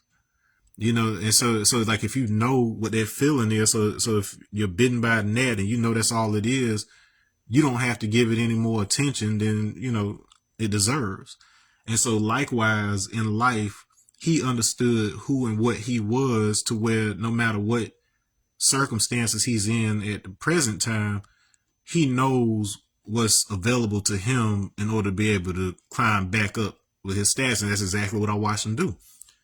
You know what I'm saying? And so like people like me, I have a tendency to find people like him when they're in those situations, and then I'm of assistance while they're in that stage, so they can get back to that stage where, you know, they can fly high as they are. And in a lot of ways, that's why I'm back in. Like, I had to be pulled back home or whatever, but that's a large part of the reason that I'm back in the Gifford area and so on and so forth, because there's certain aspects that I bring to the table in the form of experience that would not come to this area otherwise and whatnot. And so naturally, once things get moving, you know, to a certain degree or whatever, then I'll be able to move on to the next thing that I need to be doing or whatever. Like, it's always be home, but then I got to go where I'm called.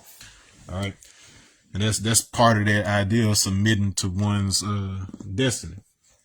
All right. So anyways, and it goes on, talks about the science of everything in life, which is love, peace, and happiness. And we just talked about happiness. Love, we define that in the supreme alphabet, where we said that love and understanding are one thing. They're not two separate qualities. Understanding is the mental picture that you draw from knowledge and wisdom to see things for what they are and not what they appear to be. And it's symbolic of the child.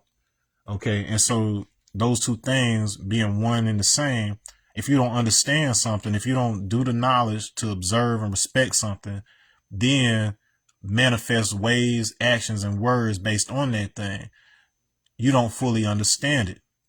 And so because we don't take that time to establish a framework of respect and observation of how each of us talks, observations of how each of us moves, we don't have the adaptability and flexibility to have understanding between us, such that we don't have to explain our existence to each other. We are just able to operate together. You need to have that before you can have culture. So that's 1, 2, 3, 4, knowledge, wisdom, understanding, culture. There's an order to it. Okay. And so, once we understand that love and understanding are one quality, then we go to the definition of peace, which is supreme understanding for the benefit of the whole. So it's the highest elevation of understanding. So peace is a manifestation of the highest love. All right. So those three things go hand in hand for the benefit of the whole. So your natural default setting is to operate in ways that the thing that you're doing for yourself is also the thing that's best for everybody else. It's not to say you try to make everybody else feel like what's best for you is best for everybody. What I'm saying is you're so aligned with the rhythm of the universe as a whole, above and beyond just humanity, that the things that you do, people feel like you're doing it for them.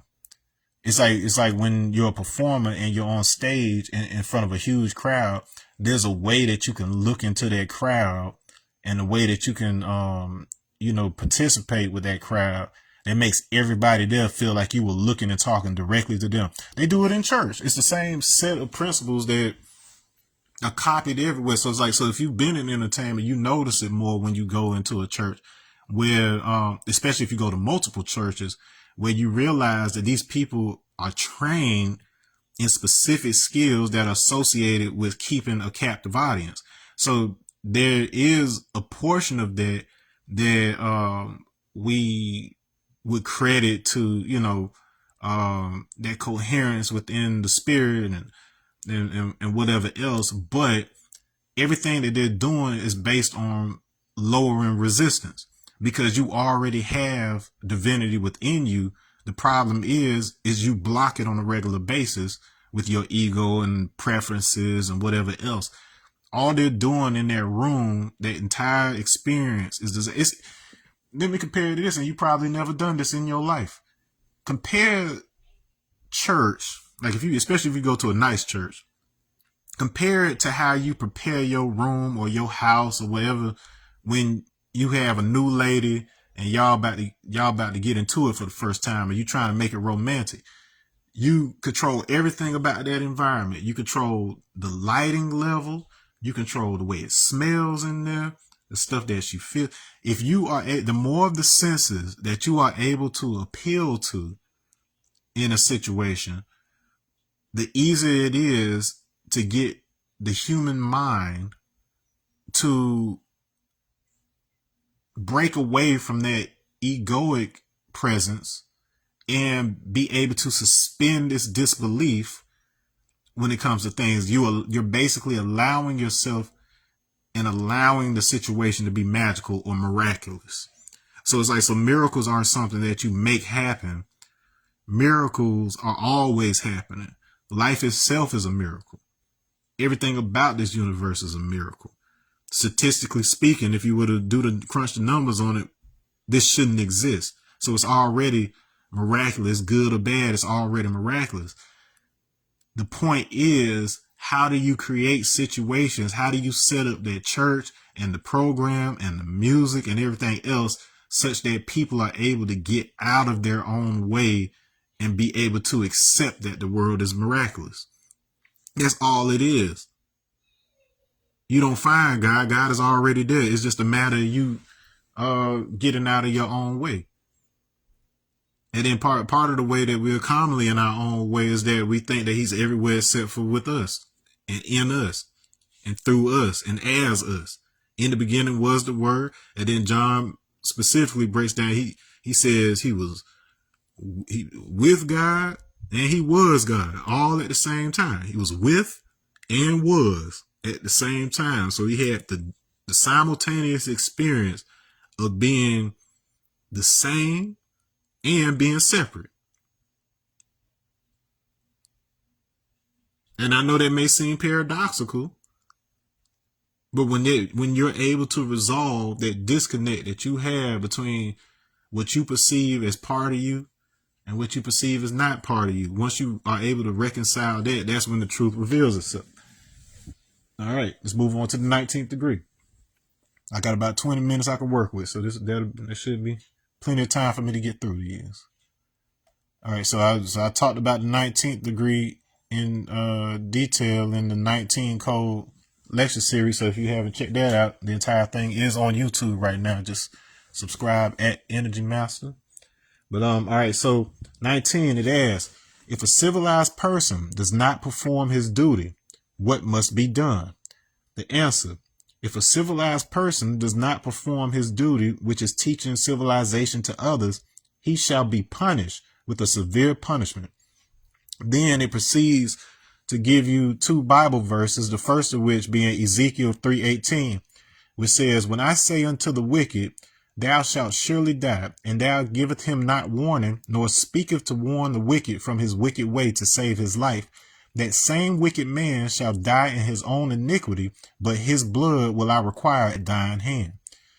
The other verse is St. Luke 12:47, and it says, and that servant which knows his Lord's will and prepare it not, neither do according to his will, shall be beaten with many stripes.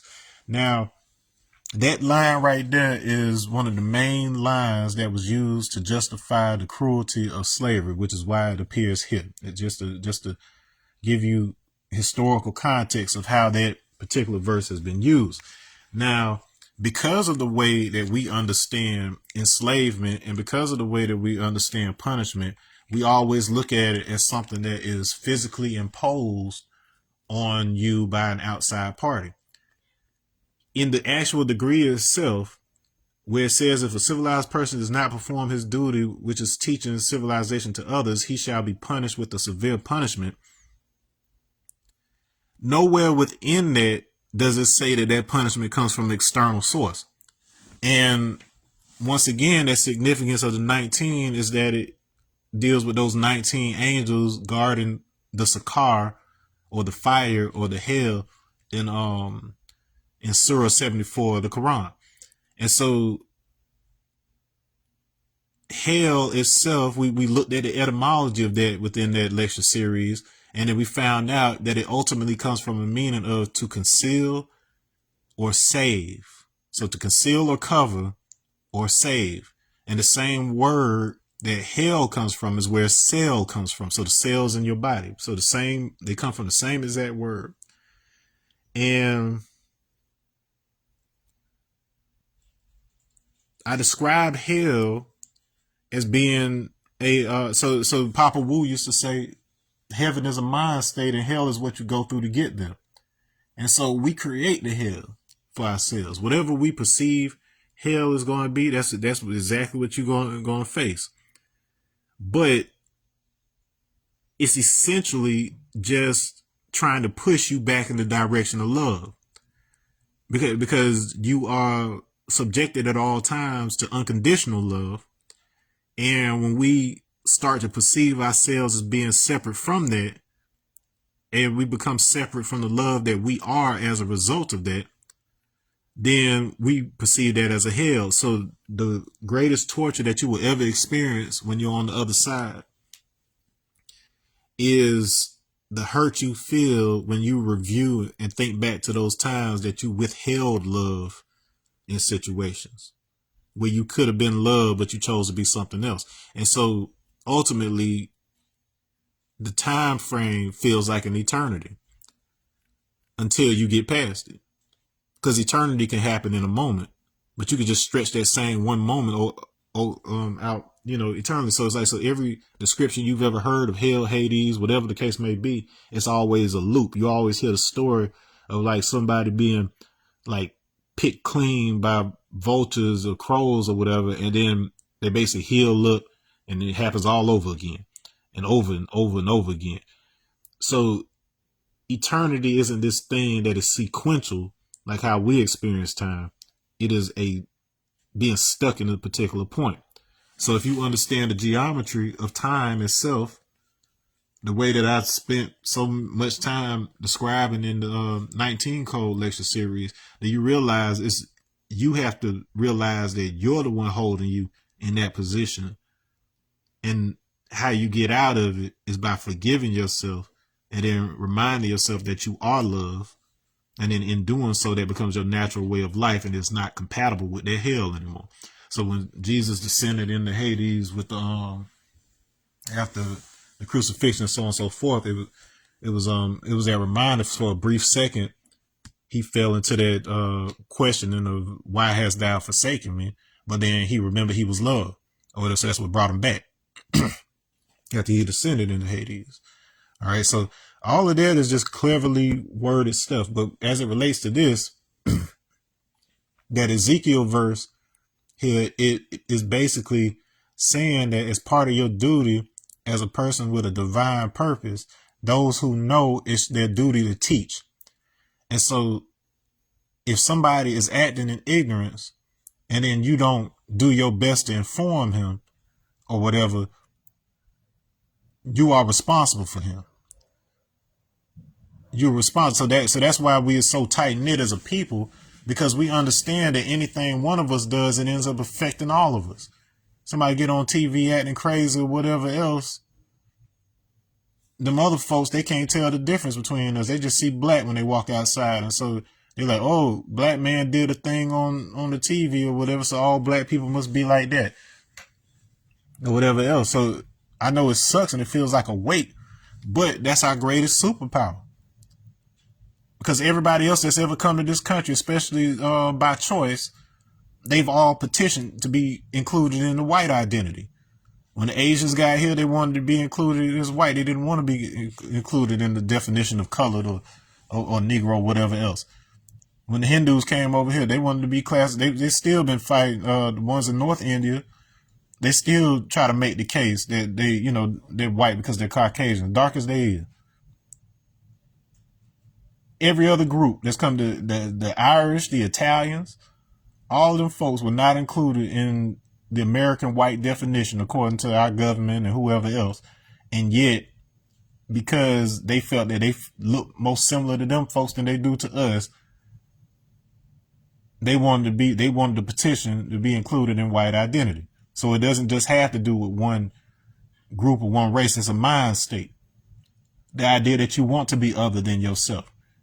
Truth of the matter is, because we're the original people, everybody is our children. And then when we recognize that through our own solidarity, because we are solid, we see solidarity with the whole planet. So there's a lot of the problem. See, that's the difference between us and a lot of other people, is that part of the reason black people feel the way that they do about the way we treated by white people and other people is because part of us senses that everybody is our children. Just like how your children, they may act up and they may act out sometimes, but you still love them. Deep down, it's the people that you love that cause you the most hurt. So that's what ends up turning into hate. At least from our end. And then once again, that's just like with that whole ex situation, the ex-girlfriend, whatever else. The only reason that it got so bad was because we knew the love that we could be and we're choosing not to be that anymore or whatever. So likewise, deep down as a people, ingrained within our very DNA, which still reaches back to and still echoes the first ever human DNA on this planet, we are still connected to every person on this planet. And then as a result, that resonance causes it to hurt a little bit more. When we try our best, we could have left. They had a whole colony set up for us in Liberia. Like, all the free people could have just left. But a lot of us said, but what happens to the people that are still enslaved here? It's like, you're the ones talking about that we can't live equally and blah, blah. We don't have a problem with you. Whatever. Just leave us alone. Stop killing us. Stop attacking us, hating us, whatever else. It ain't got nothing to do with hating America. But we've been around long enough to know what America could be, and then we see that y'all are making a mess of it. We both got to live in this house, and you messing up the whole house. You messing up. We got a shared house, and you end up messing up the kitchen. Of course, I'm gonna say something. And then you turn around talking about something. Oh, if you don't like it, you can leave. And go well. This our home. When we tried to leave, you said this our home. We got to stay here. So we here. Stop messing up the kitchen. So in that final, so that St. Luke verse, like I said, this idea of being beaten with many stripes is what changed the meaning of this punishment from something that is done internally, you disciplining yourself and you having self-control. Instead, we end up with this idea of corporal external punishment. And we think just because we're not getting whipped physically and just because we don't have physical chains on, that we are no longer getting our behinds beat. Because you don't understand the economics of the beast. All right. And then last but not least, before I get out of here, start getting ready for this wedding. 20th degree. What are the prescribed laws of Islam of the said person of that ability? So we're talking about the person who does not perform his duty. It's answer that the civilized is held responsible for the uncivilized and must be punished by the Nation of Islam. Now, if you only understand Nation of Islam as a physical organization, despite me having taught this when we were in the 1 to 10.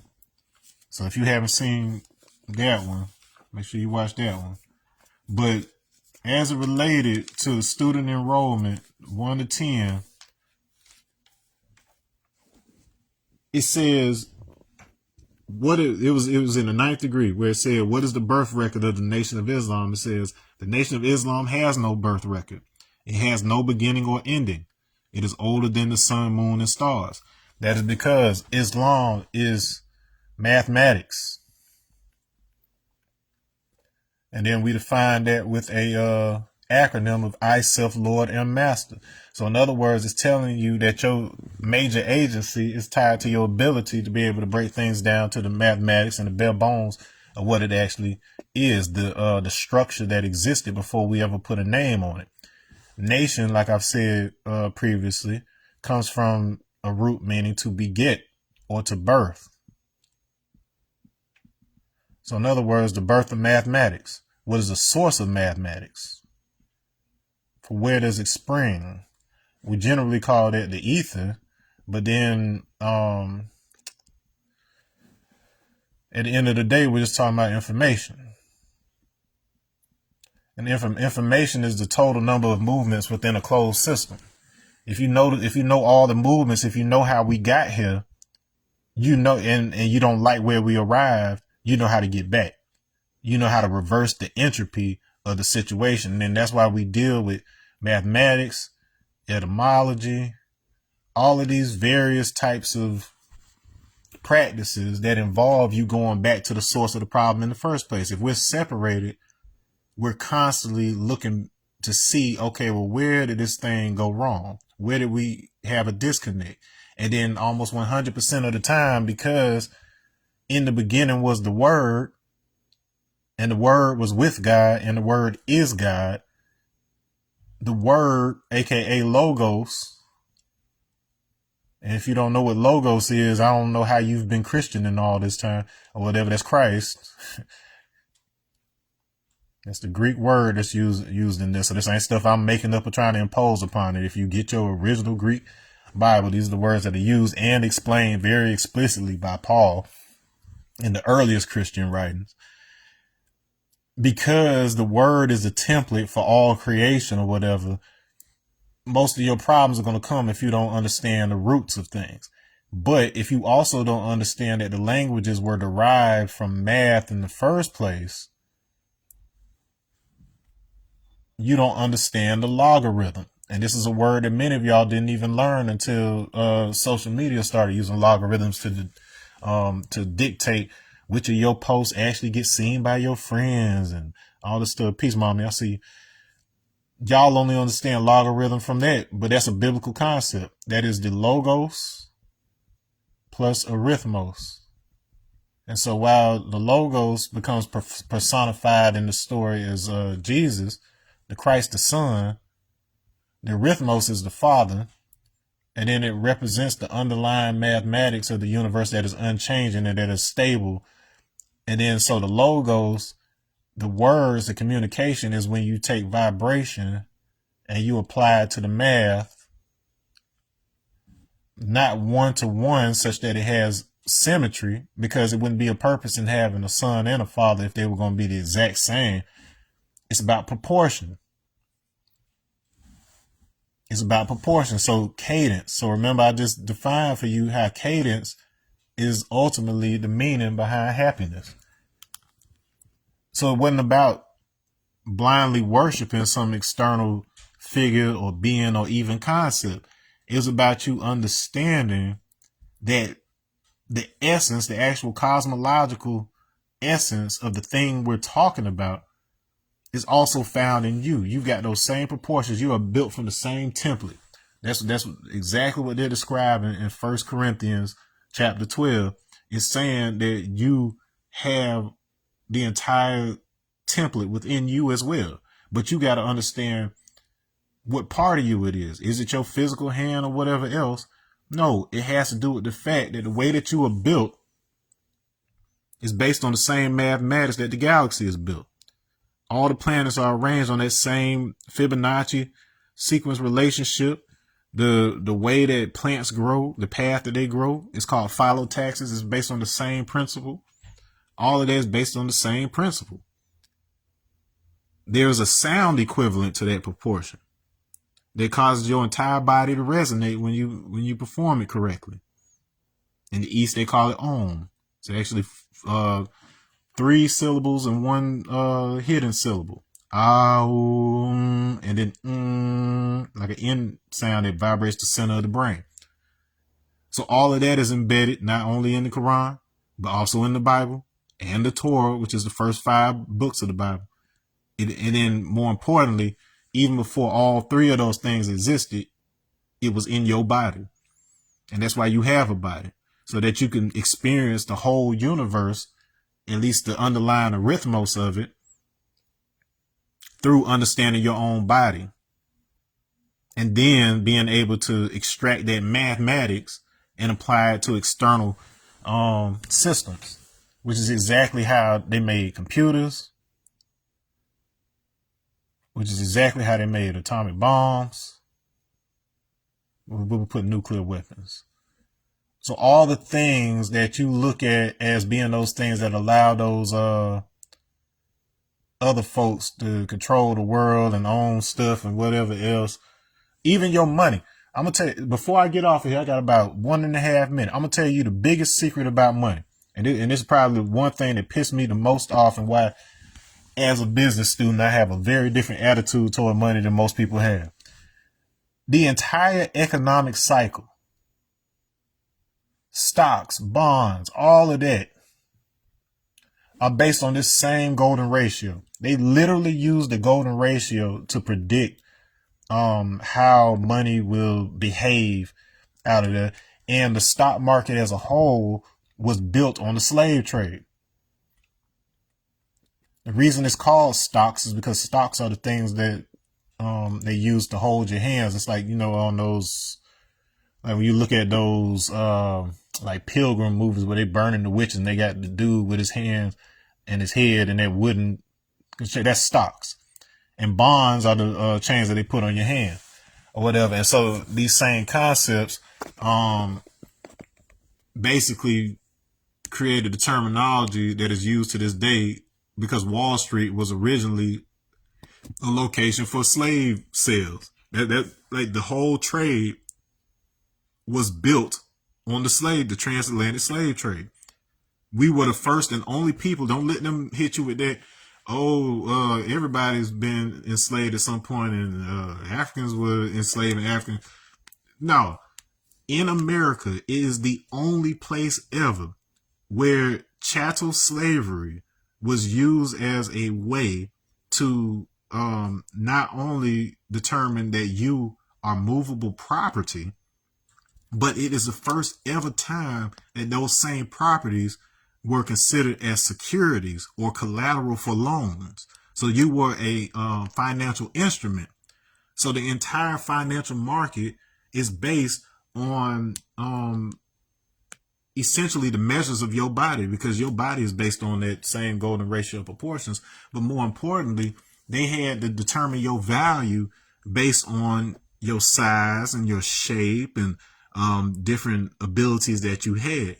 So to this day, the market is still based on those principles. So the only thing you need to be learning is how your body and how your essence operates. They've got you looking at everywhere else trying to figure out how to get that bag when all the answers are within you, and they know this.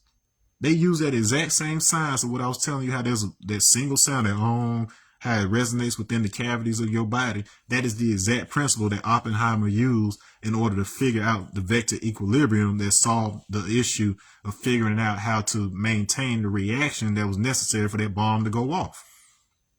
He learned that from India. Like he was an avid studier of the Bhagavad Gita and other Vedic writings.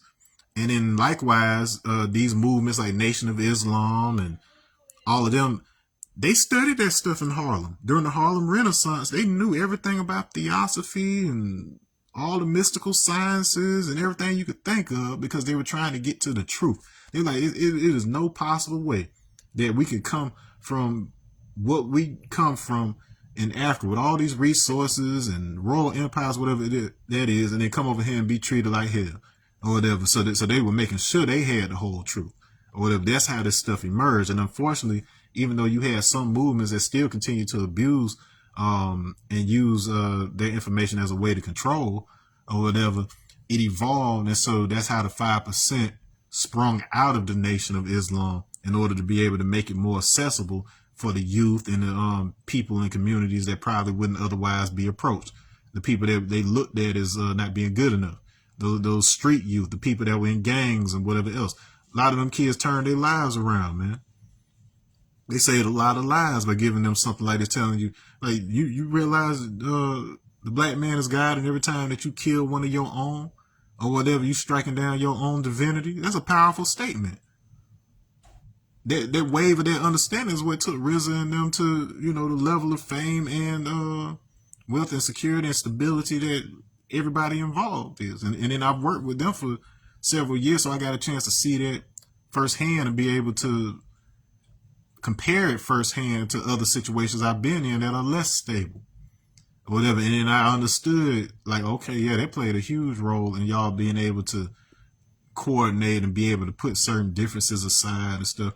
When I did the Mavericks experiment, that brought those different artists together in making, that was one of the things that was missing. Like the folks that were part of the group who I had already known for several years, like my boy Orange, I've known him since I was like 8 years old.